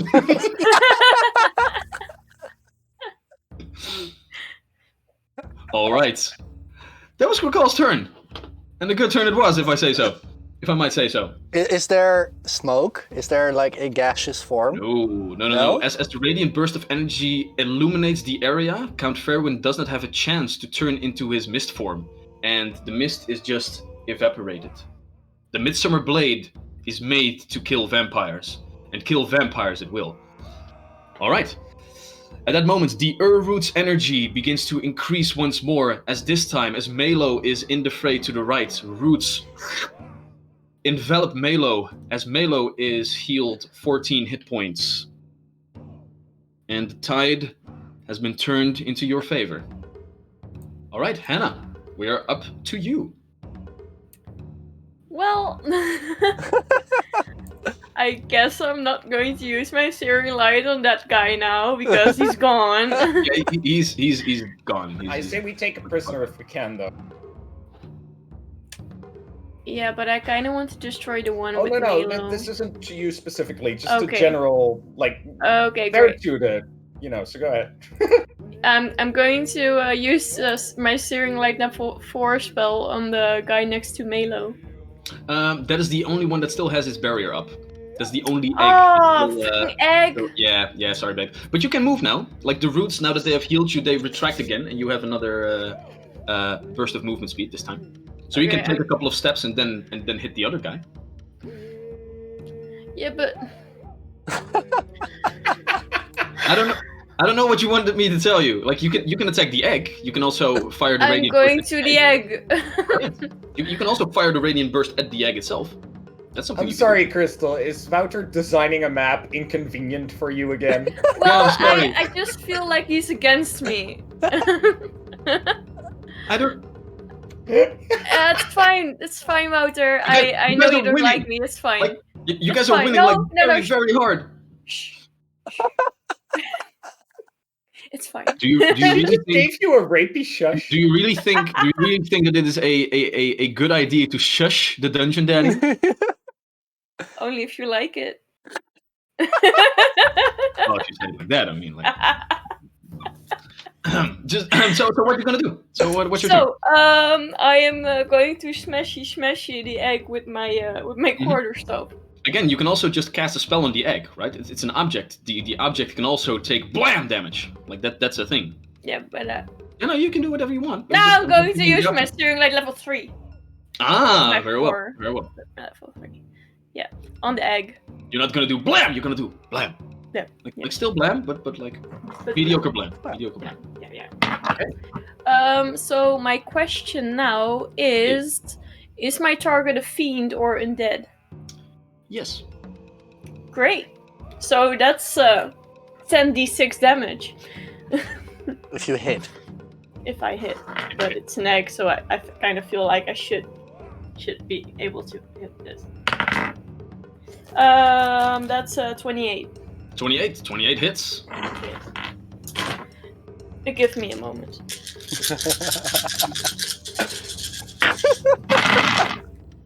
Hot damn. Okay. Do you want the good damage and the You can just all pull fire it together. damage? Just throw it all together. Great. 10, 20. As she is calculating, DM, Mm-hmm. how much damage, Dungeon Daddy, how much damage did Krakal do with this one shot? Like, how much HP did Canfair would actually, like, kind of have? Vampires are a weird bunch. They don't have a lot of hit points, but they have a lot of resistances. So this guy only had 65 hit points. Okay. Still though. Oh, I would have done 56 damage. So that would have been a very close kill. 42. 42. All right. And then, as Hannah utters the magical druidic words, blam! She irradiates the egg, at which moment, as the searing light spell emanates from your staff and just as a laser beam hits and showers the egg, a small crack turns into a large one as the egg is shattered. Again, go ahead and make a perception check for me. Yes. Please roll high. Yeah, so. Oh! Okay, so I rolled an 18, and it's plus 16, so that's a 34. 34. All right. As the light energy not only shatters the egg, but also burns away a bit of the smoke, you see a fetus? A small creature for a second, with black fur or just smoke coming off of it. It's hard to say. Bulky, large shoulders, hands that turn into claws, a large barbed tail, and two wings flapped together. Can I save it? Only for a moment, at which moment this creature, you only have an instant, at which moment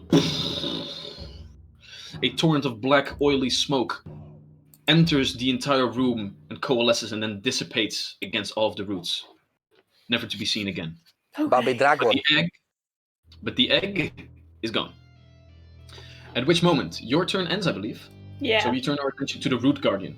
There's only this very small opening in the wall, but as the Root Guardian takes a step, all of the roots pull away, allowing him passage. Oh! Melo can still hit that guy. Oh, I'm sorry. Then please do.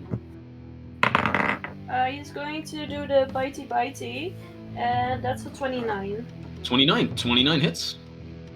Great. Do you still want to use the battle map for these two creatures?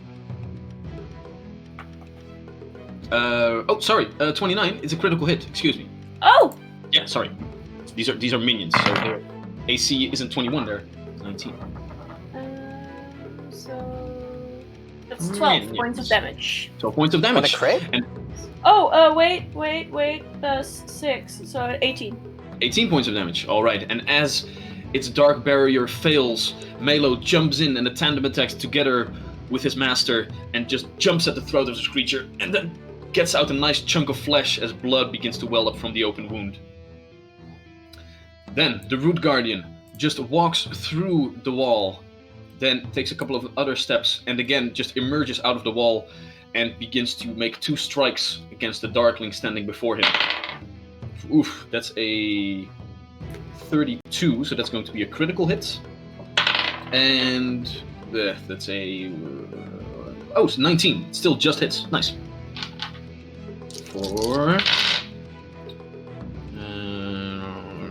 that's not high. It's 10, 11, 12 is 22 points of damage against this guy. Oh wait, this guy already was. No. I'm not saying anything. All right. Thus far concludes the Root Guardian's turn. Oh wait, this guy was already dead, so he's gone.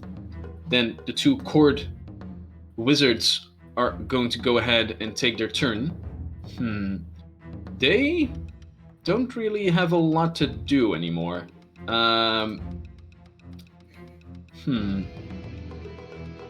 You can surrender. This guy standing next to you, Hannah and Melo, he is just going to slam a staff into the ground and cast his harm spell. So go ahead and both of you make fortitude saving throws for me.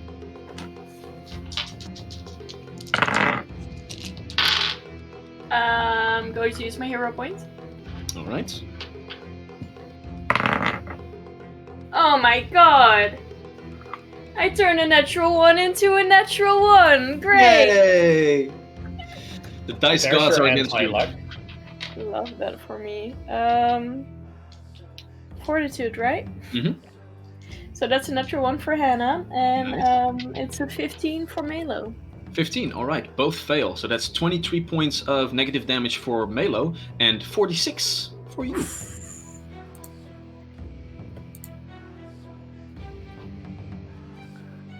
And then the other one just does the same. As a Hail Mary, he just slams his staff down. Oh, wait a second, by the way. Let's see here. No, Grokal and Allison are both too far away. So Me too? with this, for this other guy, Allison and Iroh both need to make fortitude saving throws as he also slams his staff down and bursts his harm spell. He busts his nuts. He busts his nuts. He busts all the nuts. 23 plus 6 is 29. Oh no, sorry, plus 4. So that's 27. Alright, so fortitude saving throws for Allison. 28. 28, save. So you take, what did I say? 27 half to 13. And Iroh? 16. 16, that's a fail. So you take the full 27 points of damage. I rolled a natural too. That's 2 is not a high number at all. No, 27 points of damage. You said, right? Yes. Yeah. 13, bringing Allison down to 29. All right. At which moment, Iroh, you do have your turn. As the blast of negative energy washes over you, the caster looks hopeful at you, but sees that you are still standing. What do you do? Well, still standing is a bit of an overstatement. I am hanging by the threads of my clothing at the moment. But we are probably winning. I have a feeling. The sounds in the other rooms are dying down a bit. Mm-hmm. So I am stepping towards this last caster. All right. And after that, I am going to this one. Yeah. And after that, I'm gonna attack him with flurry of blows. Whack, whack.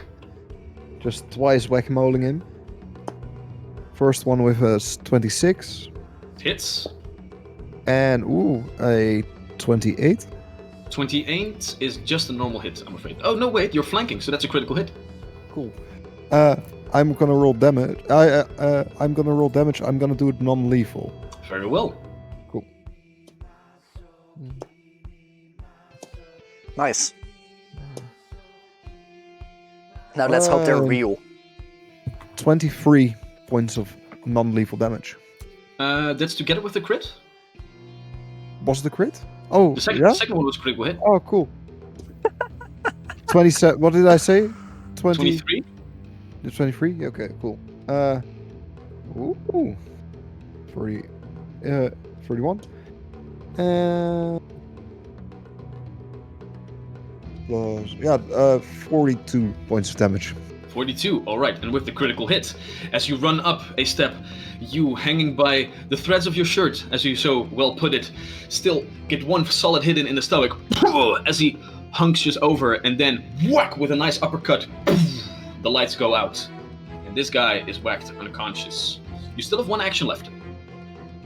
I don't want any kind of hijinks, no goofs, no things. I'm gonna go into Mountain Stronghold and protect Alright, you're myself. still protecting yourself. from whatever could be here. At which moment, Allison, you are at the wheel. So Iro did not. He did a very smart thing, and he did not blow himself up. I'm so proud of you. So I don't have to rush towards him in order to save him now. So I can use 2 actions to rush towards Melo. And Towards Nalo? yeah, towards Melo, so it's over there, indeed. And give him a little needle, so he can feel a little bit better too. Awesome! He loves feeling better. Yes. Like, if you can ever choose to feel better or worse, it's gonna be better. Yeah, figure. Yeah. 25, so that's a success. Yes, queen. Yaj. So that's a total of 22 healing, as adrenaline pumps through his veins. Alchemical based, not drug based. And with my last action, I'm also gonna do the same, but I'm rushing over to the other side, and I'm gonna heal Hannah as well. Alright, swoink. I love medic. You wanna be over here? Yes. Okay. That's a total 20, so that's just a success. So another needle is almost like actually just stabbing Hannah, but you still manage to grab her arm and just inject the adrenaline in a just manner. 21. 21 points of healing, bringing Hannah up to 39. Nice. All right. And with that, we turn our attention to Grakal once more. Grakal, still invigorated by the haste effect of the wild magic surge. You have 4 actions instead of 3, my good sir. Yeah, so I was just looking, and I can't find a 2-handed weapon that's non-lethal. No. A club. A club. No, it's one-handed. Fair. Yeah, no, I'm serious, man. I'm looking right at the like, table here. Why can't I just whack him with a gigantic 2-handed hammer non-lethally? Yeah, You can just take I the totally get it. You can just What do you do? take the -2 penalty. Yeah, I will. So Grakal just runs up. I mean, easy target, right?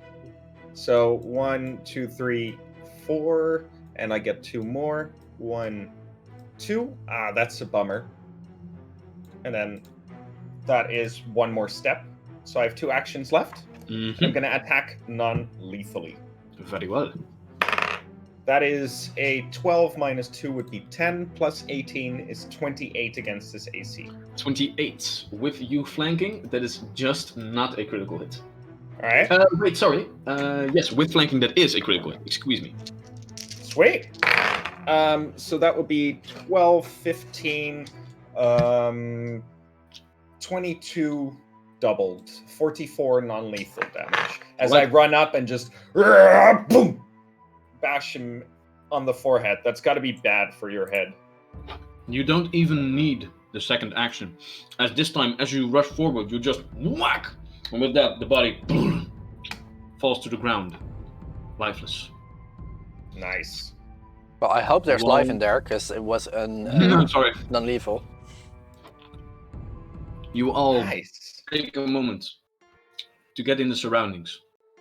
Iro, in Mountain Stash, you look around, and you can see at all the tables surrounding you, those different talismans that the Darklings use to project their image into this world are strewn about.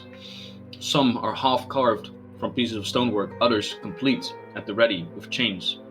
Some even as large that they could harbor the form of a gigantic dragon, as you saw before.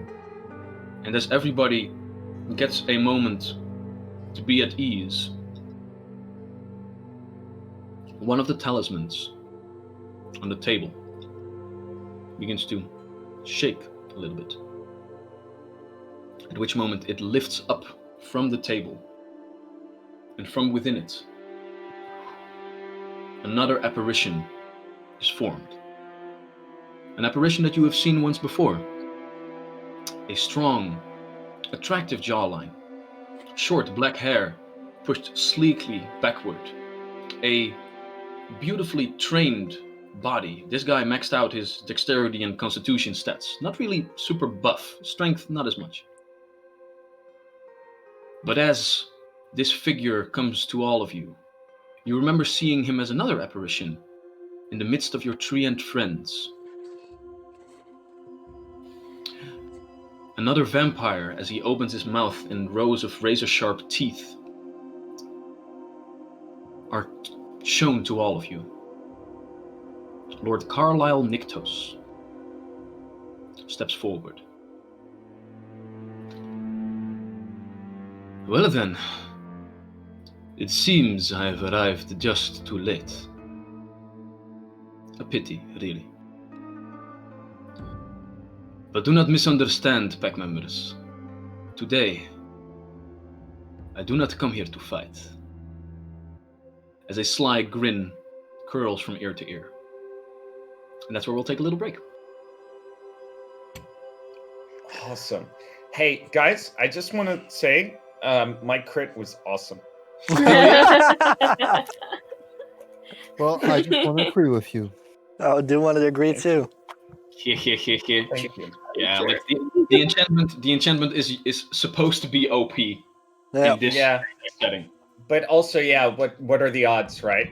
It was just a really nice crit there. Oh, yeah. And I was just very happily surprised that he critically failed after my crit hit. So, you know. Well, I believe he had words are difficult. Like this was the idea. He had a plus 11 on his fortitude save, so he needed a natural 20 to actually succeed on the roll itself. Yeah, but only on a crit fail would he have instantly done. I know, but it was the idea that he's gonna be fucked with this weapon. Is all I'm saying. That's fair. Sweet. All right, we'll see you guys at 10 past 10. Indeed, we will. Sweet. Thank you so much for watching this part, and thank you so much, Monster Mesha, to allow us to use the Wild Magic Surge for the very first time. I like the little bit of randomness. Let's keep it up. And yeah, see you guys soon. See you guys in a bit. Bye-bye. Welcome back, everybody, as well as welcome to our beautiful raiders from Tilmar and Marangara. Hope your session was as beautiful as ours is right now, and thank you for joining us once again. I am wearing a cherry on my nose because Captain Afe fed me earlier, and because I was so busy during playing a villain that was obliterated, I didn't see it, so I have to do this right now. But I am going to eat it now because that's what she paid her LAW points for. You should have eaten it after the recap. Sticky as fuck. And after the recap, I need to have a conversation with all y'all. Oh, true. So, ominous. Very ominous. So Very as he's ominous, chewing, Charlie, could you explain? No, I'm gonna do this. Come on. It's my job. Okay. I'm not gonna steal my thunder away. All right. It's for you. It's for you. So, last we left off, our heroes, known as the Pack, undergoing a campaign against a dark organization from the Shadowfell, known as the Court of Shadows, have delved into the Way of the Roots, a large underground chasm which functions as a pilgrim's path for people worshipping nature itself, or at least that was what this path was for until the enemy set up shop within it. Delving deep underground, our heroes realized that a large root-like organism grew into these caverns itself and was slowly being corrupted and pushed back by the dark magics of their enemy. They delved deeper and deeper underground, entering multiple chambers of this dungeon as they got boons from one, combat from the other, and eventually needed to solve a puzzle to step into the last chamber, where a known enemy of theirs, a vampire count by the name of Count Fairwind, who had gotten away previously, laid here in waiting, with 4 black eggs embedded into the ground to corrupt the very nature surrounding all of this. Our heroes set out to destroy these eggs, and with them destroyed, without power, also eradicate their enemies, and eventually, with one beautiful strike by the sun-enchanted blade from Grakal, vanquished Count Fairwind, obliterated his vampire form, never to be seen again. Now, as rest returns to this cavern, our heroes stand in this final chamber, a temple, if you will, created from the very roots that this creature is made of, grown into each other as the different floorboards and planks of the ceiling of this small temple. And in the end of it, a workshop, if you will, of all different talismans that their enemies use to project their essence from their home plane of the Shadowfell here into this world. The way how they can invade this plane without treading here physically. And as the last of their enemies fell, one of these talismans began to hover forward, and from within summoned the visage of Lord Carlisle Nyctos, a vampire lord from the Court of Shadows, who now here apparently doesn't come with ill intent. As the vampire visage of this being comes into form, the black hair, short but slick backward, strong jawline with a 5 o'clock shadow, a buff, beautifully trained body underneath it. He speaks the words, "I do not come here to fight," at which moment his teeth are shown and the large hooked fangs of his vampire form are made apparent. But we did. Well, I guess that if you want to vanquish me here, then so be it. The way at which I project myself before you all was a hasted ritual, and I am not far from full strength. If you wish to vanquish me, do so quickly, and I will be on my way on the other side. But it will hurt. Yes? It will hurt indeed, but what hurts more, my dragonborn compatriot? My pain of being thrust back through the void, or all of the burning questions that you have in your mind? What do you want? I've come here before you. Well, I've come here before you to trade information.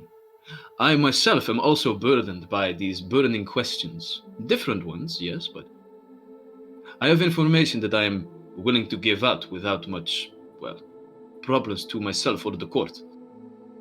And I believe that you also have some answers for me that we can share freely without having to resort to violence, subterfuge, or anything. For example, would you not like to know how I am standing here?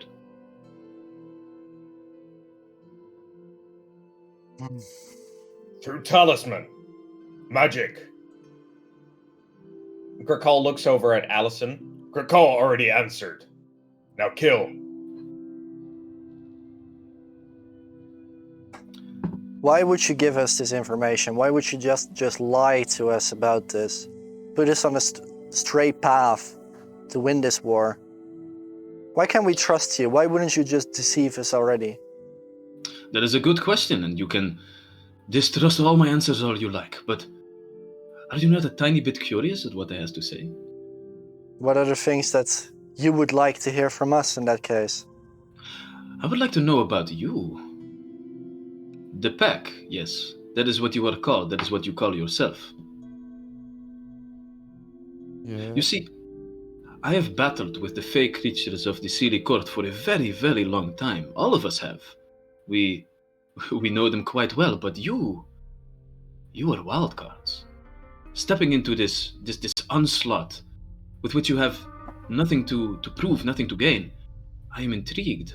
What is it that drives you? Is it the forces of nature that you align yourselves with? I see that 2 elves make up your party. Well, food drives me pretty much. Food? Well, then I must say that you have picked the right side. Yeah. Court of Shadows has terrible food as of this moment. I figured it would probably just be shadow muck.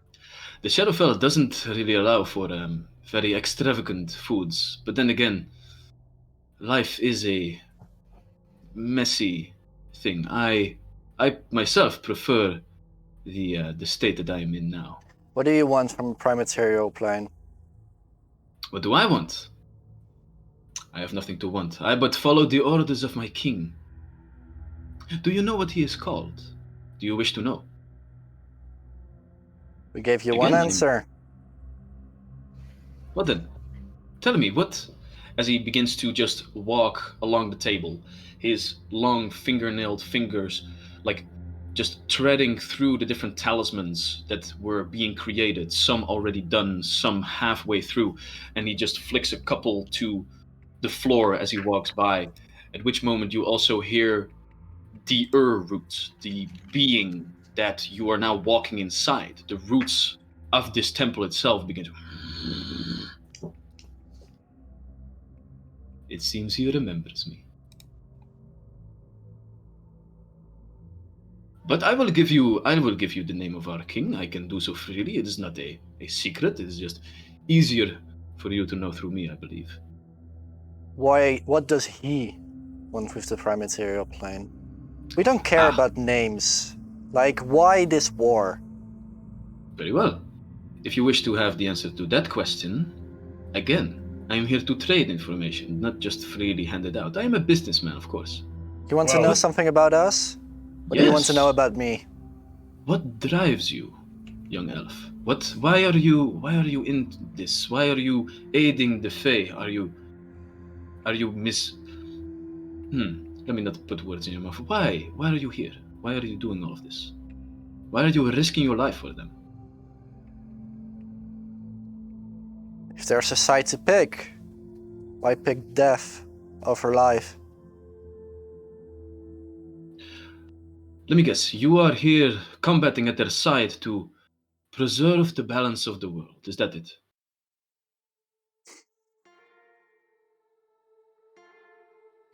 A simple question, no? What if I told you that the word balance means different things to different beings? You are here walking around. You as an elf, you have learned of the dichotomy of the planes, yes. We have the Shadowfell, where I hail from, and the Feywild on the other end.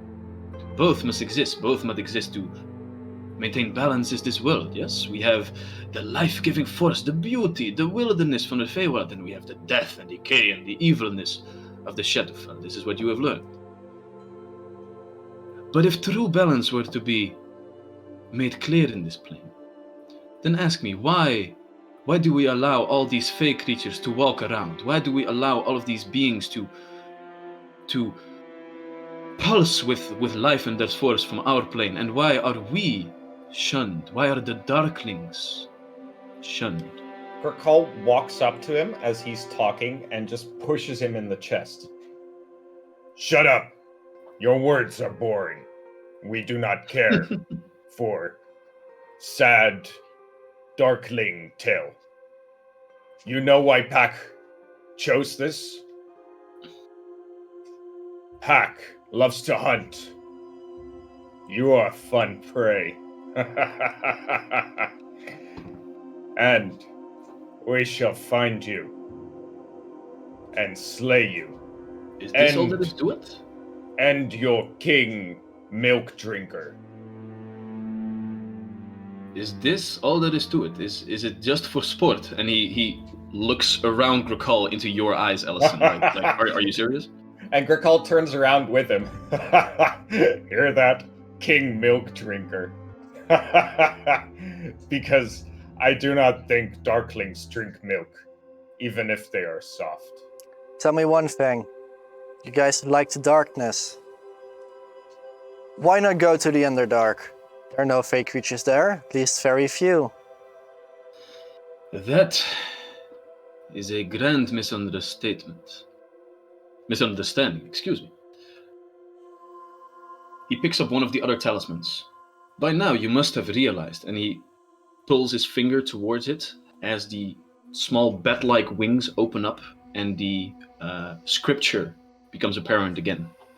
Scripture that you have read many times before. Where is it again?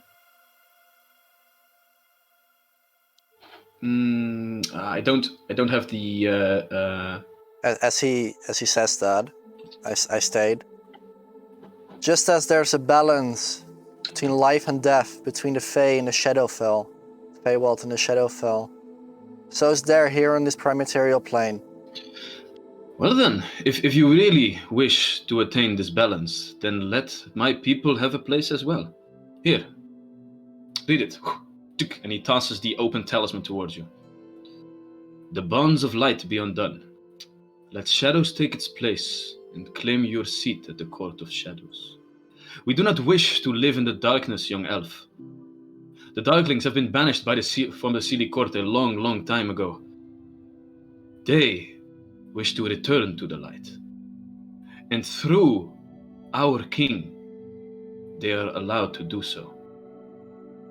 Do you know of the curse that the Summer Queen had put among their entire race on exile?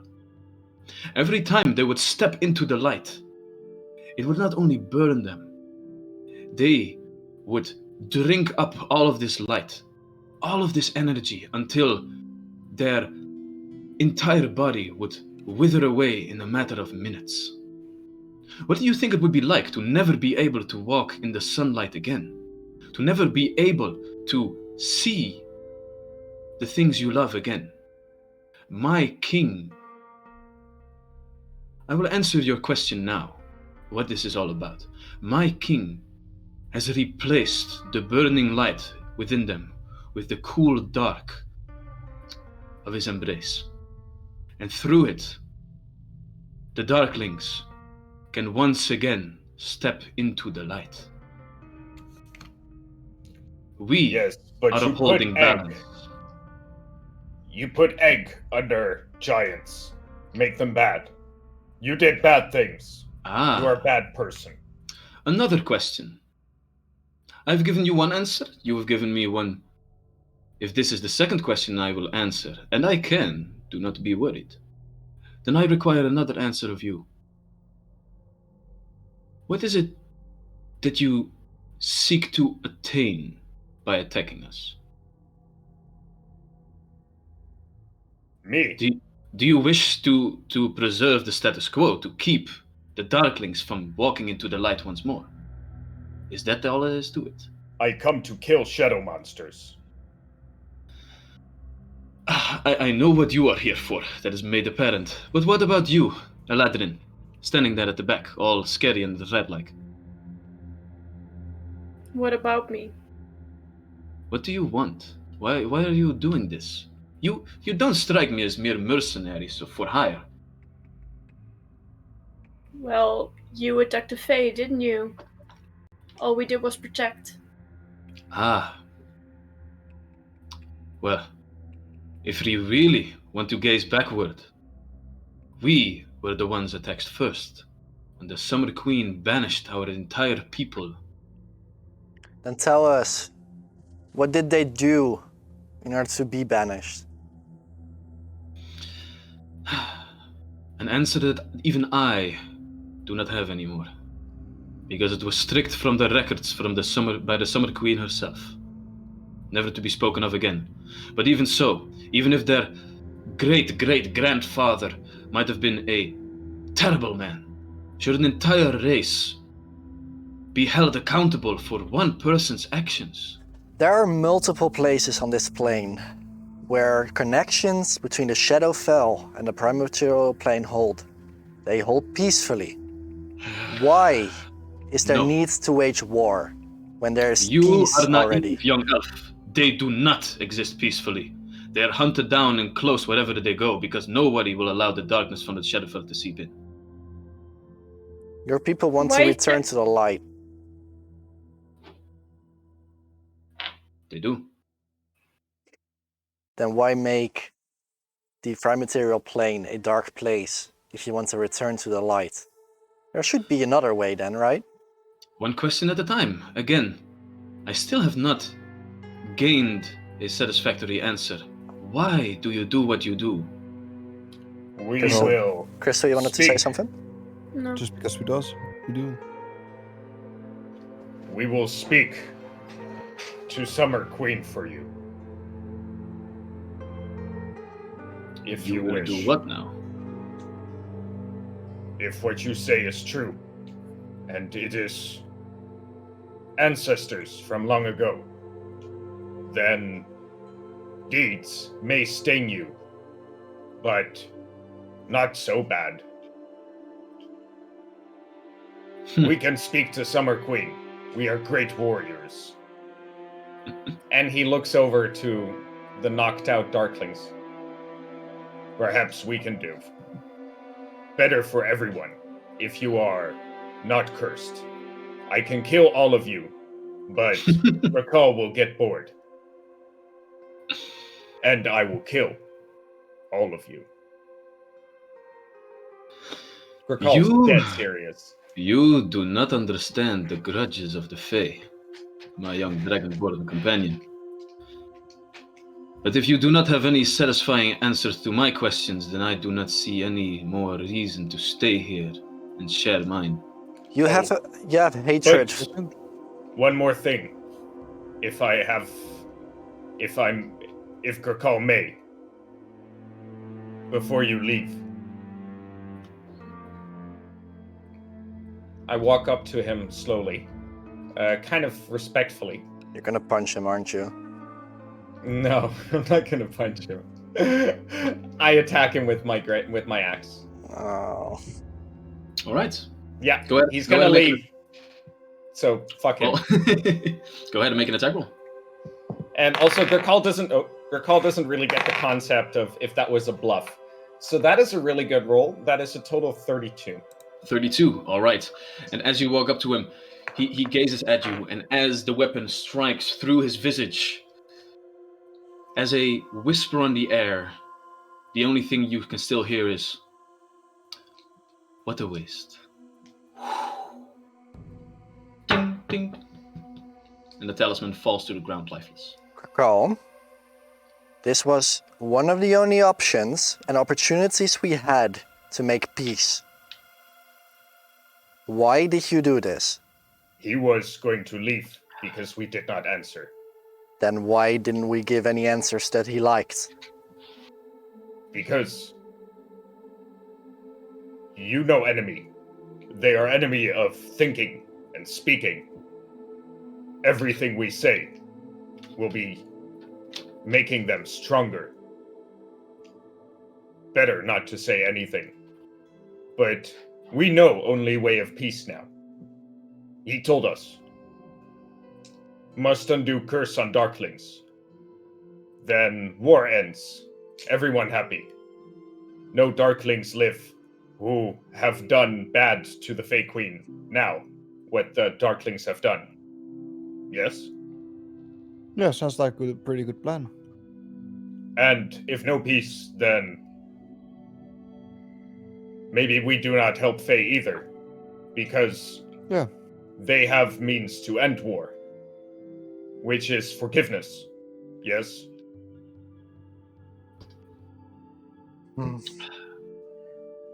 You make it sound really easy, Gurkal, but I'm afraid it's not going to be that easy. Everything easy. And if more Darklings come, we kill them too. Allison. You know what? I stand with Gurkal. Yeah, I think we should follow Gurkal's plan. Allison, I would like to use one of my anti-luck to go ahead and let you make a fortitude saving throw with disadvantage. So roll twice and take the lower number, please. Yeah, I was expecting this one. Wait, did you get bitten? No. No. If Charlie doesn't remember, then Gurkal doesn't remember either. I'm saying no. Yeah. Allison is that guy in a zombie movie that gets bitten and hides it. Could be. We'll see what he does. So it's a natural 3. Okay, for a total of? So that's with the +2 that I had on other things. Is this called a disease? Give me both. What if it was a disease, and what if it wasn't a disease? Okay, so let's see if it makes a difference. A 15 or a 14. Okay. Thank you. In the meanwhile, I want to collect the talismans and put it in our bag of holding. All right. So you count, and there are like at least 3 dozen of small talismans in all different like states of creation. They're all like small carved statues, and you can also see a couple of somewhat larger, like blood red stones that are probably used to carve off the small like beads that are used as eyes, because all of these small little talismans are black stonework with like the talismans inside, with the small red eyes inside of them. So you can take everything, I guess, if you want. Yeah, I just want to clear them out, put them in a bag of holding so that I can do anything. All right. All right, guys. We have 2 unconscious bodies over here. Let's travel by night. Bring them back. Wasn't there a thing about chests things that We will. the vampires went to that we maybe should destroy or not? You do see like 3 alcoves where nice looking whatchamacallit coffins are situated. Yeah. Yeah, we probably should get rid of those. The alcoves, they're also. This is a wooden alcove as crap! well. Yeah, Nideko comes with a very good observation. I do believe that indeed the golem would rid the area of life. So, for the sake of this, we'll say that at this moment, as the body begins to like moan a little bit and act out forms of life, the golem already walks over and goes in for a strike. Gricol rushes in to stand in between, holding the golem back. Whoa! Stop. We wish this one to live now. The golems don't really listen to you, so he's going to go ahead and try and attack. Can I try to pick up one of the bodies and take it out of the temple? Well, one of the bodies is dead right now because he is just stabbed to obliteration. I use which Glimpse moment- of Redemption. Does that work on constructs? It doesn't have any feelings. It doesn't state. Really? It says an enemy, I think. Let me just give this one little look. Is the golem an enemy though? Okay, yeah, But but still, now like, he does damage, so I'm gonna call it that this one is dead, but there's still the body on the other side, who now also begins to moan, and the golem is beginning to walk over. But basically, all of you now have a full round until the golem is going to try and kill the other one. Iro already rushed up and is dragging it out currently. All right. As this is going on, all of you now begin to realize that on different sides of this temple, you have these small little outcroppings with vines or roots that now bundle up together. And from within, these small beads of dark green light are beginning to emanate and bathe everything in this very peaceful dark green light. As it does so, the root in the middle begins to vibrate. Filth. Purified. He rumbles telepathically against all of you. And he sounds a bit angry. Hannah? Blessings. Given. As from the large root in the middle, a small twig begins to apparate. And then small branch of a tree falls off with a single nice little leaf on top of it. Yes, Give body it once. Cannot deny. But we work on it to questioning things, right? Not this time. You can try to talk with him. Yeah, we can reason with him. Try, hey, Mr. Plant Root thing. Is it okay if we take this one last one because we really needed to save nature and such? Go ahead and make a diplomacy check. Cool. Words are difficult today, aren't they? Yeah.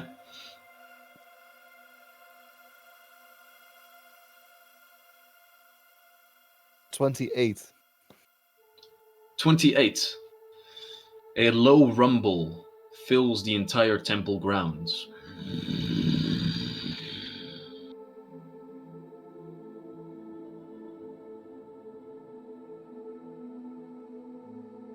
Hannah? So I assume that it's not a no. I feel like he's not going to be very happy if we let him live. Hannah, you can probably reason with him. You're both plant people. I mean, I can try, but He's plant, you're people. You're both plant people. okay. You So love I plants. try to You love connect plants. with him. All right, go ahead and make another nature check for me, please.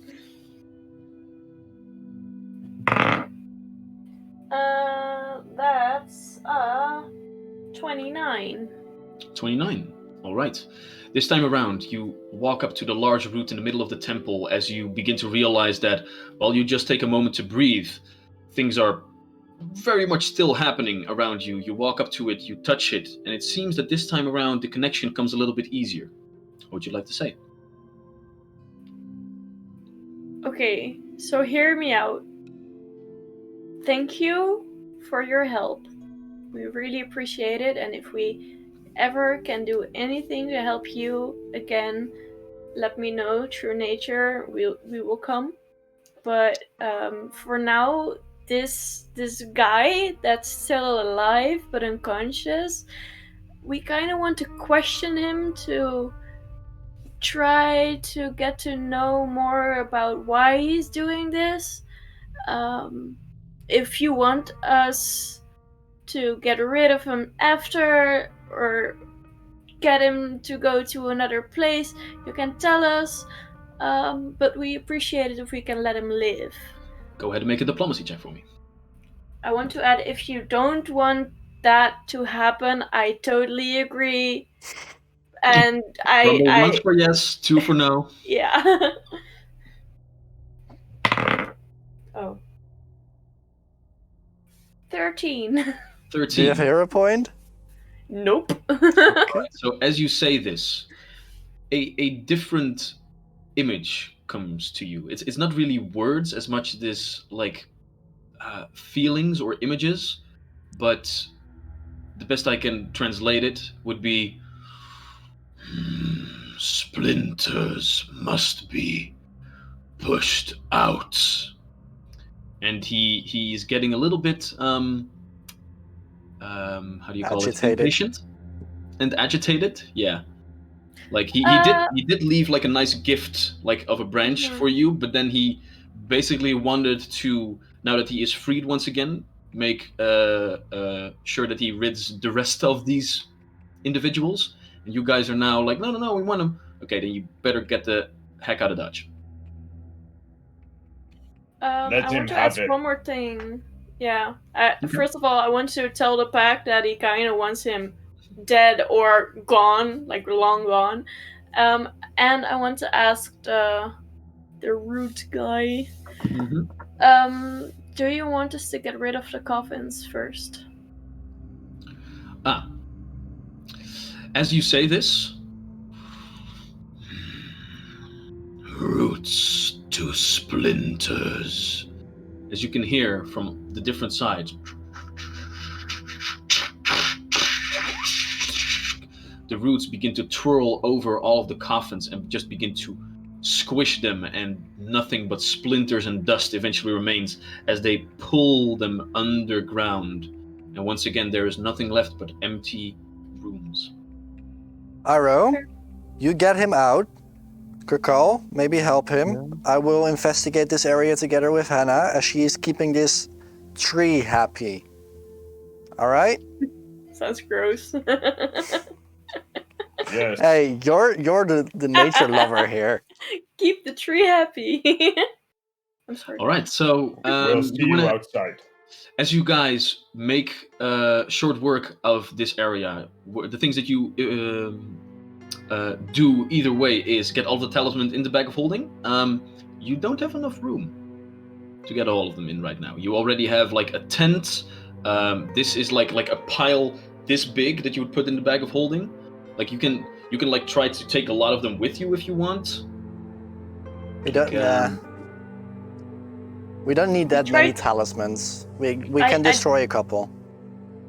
Yeah, I just want to ask, did we try to destroy them earlier on? Oh yeah, these things could be destroyed pretty easily, actually. Okay, then we'll just destroy them all, I guess. Yeah. All right. Except for ones that we do not know yet. Yeah. All the things that you find are of two different makes. The big ones and the small ones. The dragon-sized ones, if you will, and the normal humanoid-sized. Both of which you already carry a couple of them with you, I believe. So, okay. All right.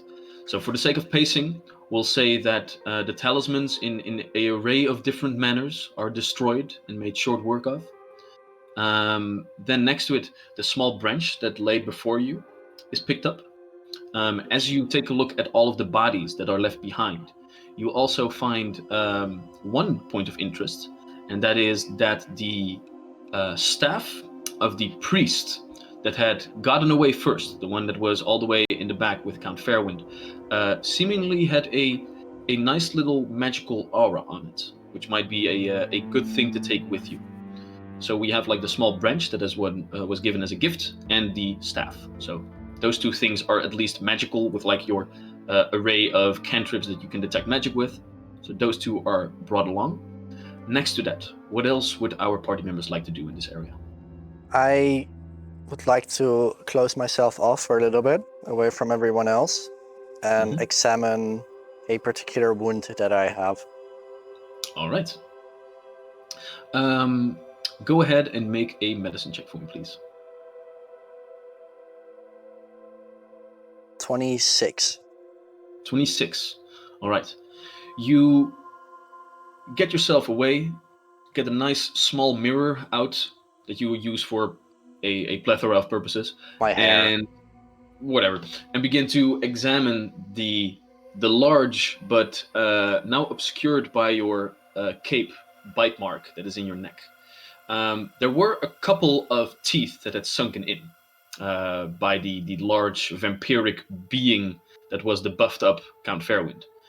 Now, however, the only two bite marks that remain seemingly originate from his pointed hook teeth. The rest of them are nicely healed up, but these two just don't seem to want to close up, don't seem to coagulate, and you gaze back in time at the moment where Grakul was bitten by a vampire and slowly but surely was succumbing to vampirism. Yeah. There are some similarities, if you will. I will cover it up so no one can see. Go ahead and make a thievery check for me, please. Would this be thievery stealth? I'll allow stealth.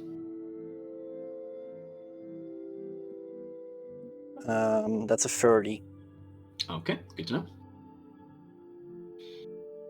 All right. At some point I come back. Can't find anything else. Okay. As Iroh, the smallest figure, just drags the dark, unconscious Darkling body, like, I don't know how, across the floor, No, I guess? Grakul and Iroh. Okay, sorry. While Hannah and Allison were doing all this, we were already going outside with the body. All right. And with that, a long trek back to the surface begins. A walk of 30 minutes, perhaps. Now, still on your guard, you hear a couple of times the rumbling sounds of the root cleansing the area that he calls home. Eventually, you get all the way back to the first chamber, the first real chamber, the large circular chamber with different routes to different areas. And you can see that from the area where an inn used to be, a very large amount of footfalls have seemingly run away from that area outside. It's not hard to see these tracks. But for the rest, it seems that the entire cave system is deserted except for the rumbling sounds of your ally. And eventually, without much effort, you arrive at the top, where you now step outside into a late afternoon sun. The cragged hills with the different boulders of mountains surrounding you all, perfectly overgrown by dense vegetation, cast this gigantic shadow over all of you. as you can still see that it is day when you look up in the sky, but you are in the shade of one of the mountains. Back in the surface, what would the pack like to do? We'll have to wait for the dark, guys. Otherwise, our friend here will not survive. Before heading out, I want to thank the route. All right. The Aura route. The route. I keep feeling like I want to say far route, but that's not the same. that's another guy. Another guy. As you do so, Love them both. you hear one last rumble through the earth as a deep, deep sigh is exclaimed. Blah, blah, blah. And with it, you almost have the feeling as if now he is going back into some sort of slumber, back in a restful position, now that the darkness has been, evicted from the premise. As I see Hannah turning green. As I see Hannah communicating with nature, I tap her on the shoulder. We can tell people about this place. Make sure that they, purify it as well. Make other people see this place again, as it once was. Keep it safe. As all of you sit outside and wait for, I think, 2 or 3 hours until nightfall, somebody can go ahead and make a nature check and an arcana check. I'll do nature. I can do Arcana, or if What's your Arcana? I have 12. Oh yeah, that's higher than mine. Iro, do you have Arcana? A 10. Shall I? Yep. Natural 18, so that's a 30. Damn, all right. 23. 23, sweet. Both of y'all are high enough. So, Hannah, as you gaze upon the small wand-like object that the Ur-root gave you as a small token of appreciation before it started to make sure that all the Darklings vacated the premises, you focus your nature ability into it to identify it. And with it, you begin to realize that this is the wand of the Ur-root, which wands can be used to cast a spell once per day, or you can overcharge it and then cast it another time, but then the wand breaks and it needs to be repaired before it can be used again. We'll get over the details later. Yes. But with this wand, you can summon the effect that the Ur-root outed with all of you. So you can, with a 2 actions, I believe, you can basically cure wounds someone, so they regain twice their level as hit points. They are under the effect of a restoration spell, so like a negative effect is immediately reduced. But because this wand cures them by absorbing nutrients from the earth, the person also sprouts roots, and for 1 turn cannot move. Allison, as you take a look at this staff, you take a look at Hannah and you begin to think, Hannah might be okay with this. This staff has 2 runes on it. It has a simple +1 rune, like a basic rune to make the thing magical.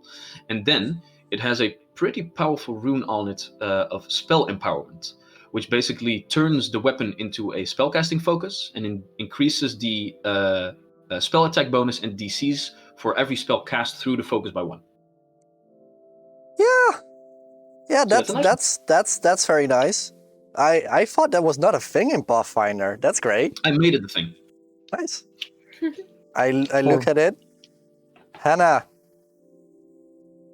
Yeah.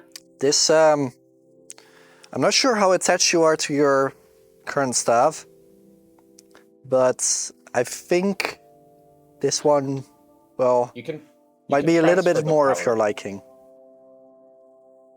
You can transfer the rune, right?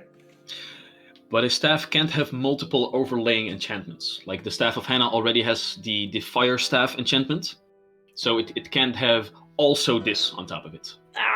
Frick fire. You can just have 2 staves. Like you can like have the 1 staff and then like, okay, now I want to cast my fire spells. You can do that. But before I give this to you, can you promise me that you'll always at least prepare your electric arc? And I grin.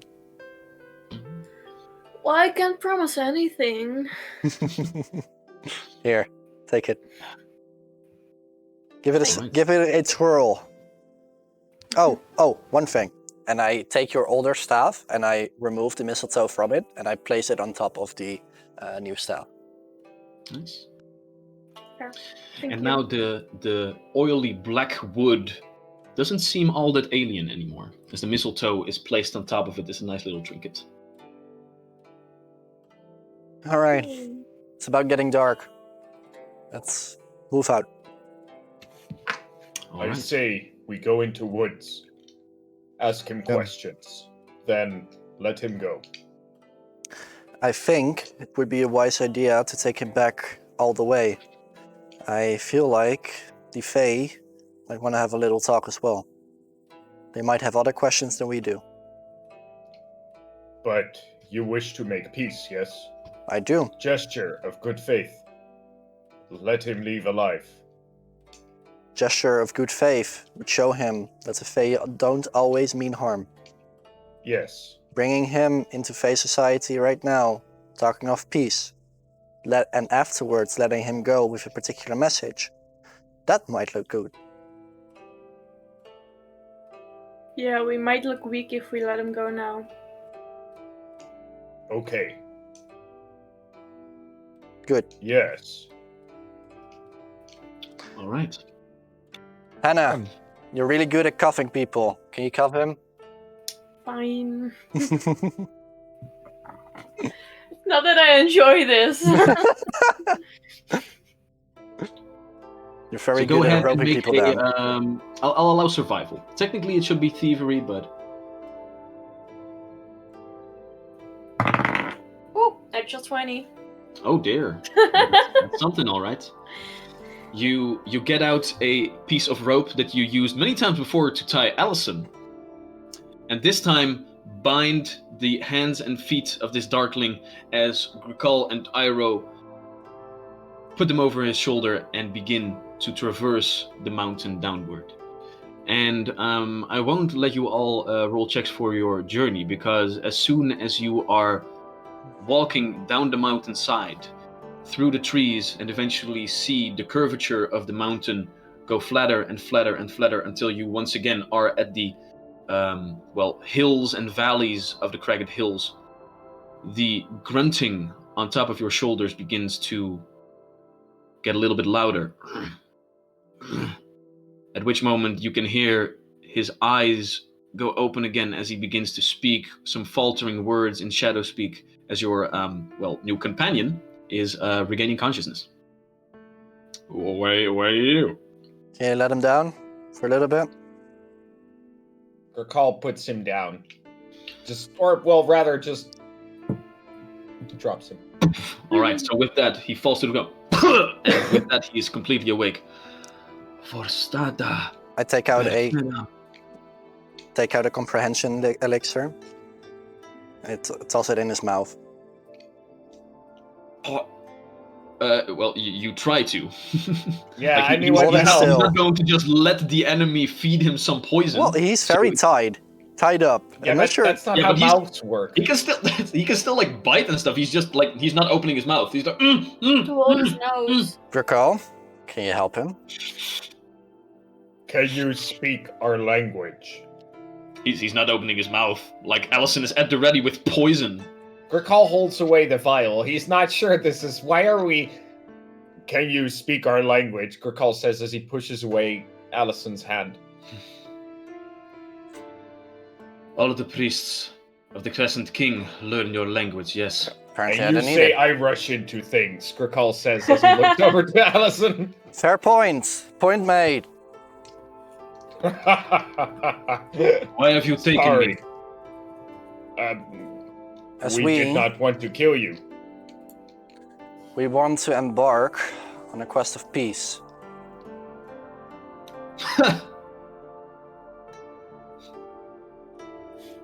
I'm serious. You're not joking. We're currently This is taking you to the Fae. Then kill me right here. No. You might as want well. They would kill me on sight. You want peace, don't you? You have no idea what I want, elf. Well, then tell us. Your I boss. I will not let you just take me and torture me and kill me over there. Just end my life here. And be done with it.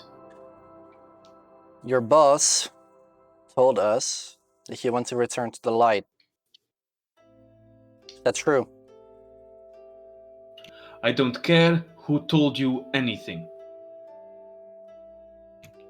Not Count Nickel Featherfart.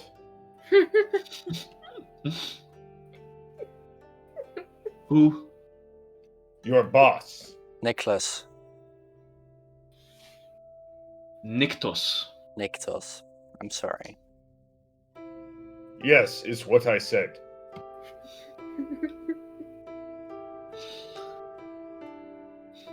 We can do this in a couple of different ways. Peacefully. You're already restrained. You're not going anywhere. We can be civil about this and talk like normal human beings. He begins to pull at his restraints a little bit. Okay. You're tied by Let us- Hannah. This is not going anywhere. Let us say this. We have long walk to go. Walk with the pack. If at end of walk you still want to die, Grakal will gladly kill you. He puts up his feet, who are also bound together. Grakal, long walk. You get to look at my tail. You speak of peace, and you have no idea where you are taking me, have you? Maybe you can change our minds. Like I said, long walk. Either you die now, or Grakal carries you, and then you die later. Maybe you do not die at all. Maybe you escape. See if we cannot track you down. Go ahead and make a diplomacy check.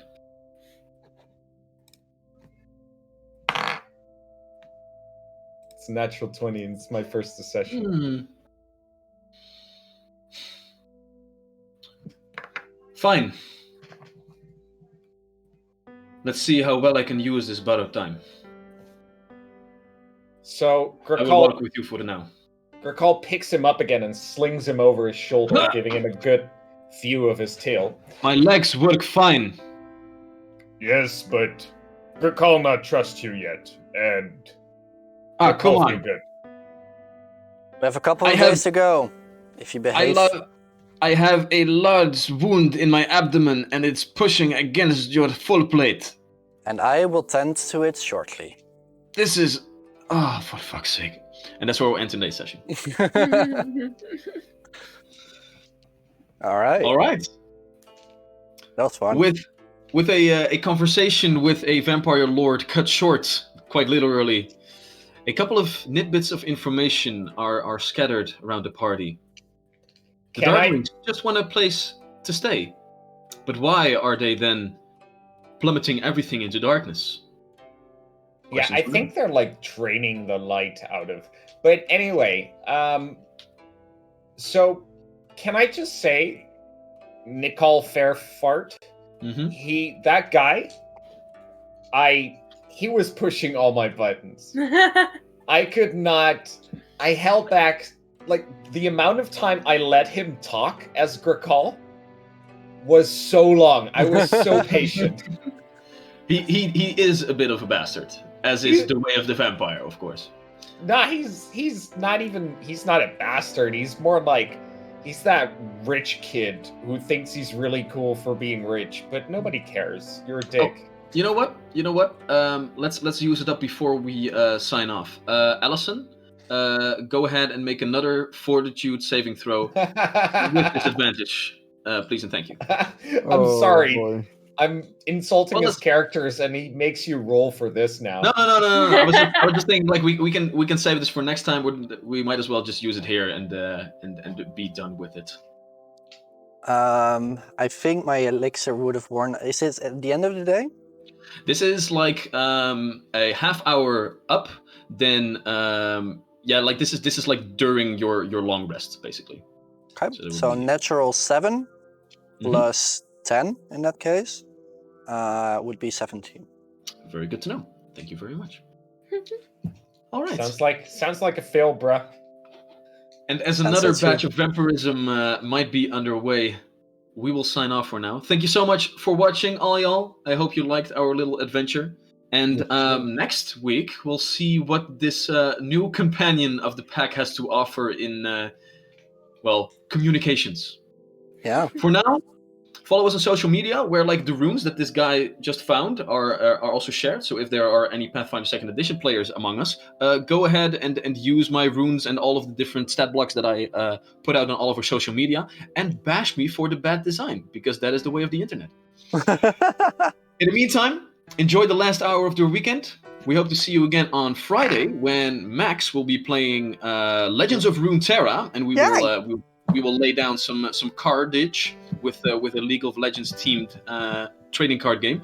And of course, next Sunday, when the Adventure of the Pack continues at 8 o'clock, and you have another Wild Magic Search to push your points into. Who knows? Who knows? All right. Yes. Everybody, have a good night. Enjoy the last hour of your weekend. We love you. Bye-bye. Peace out!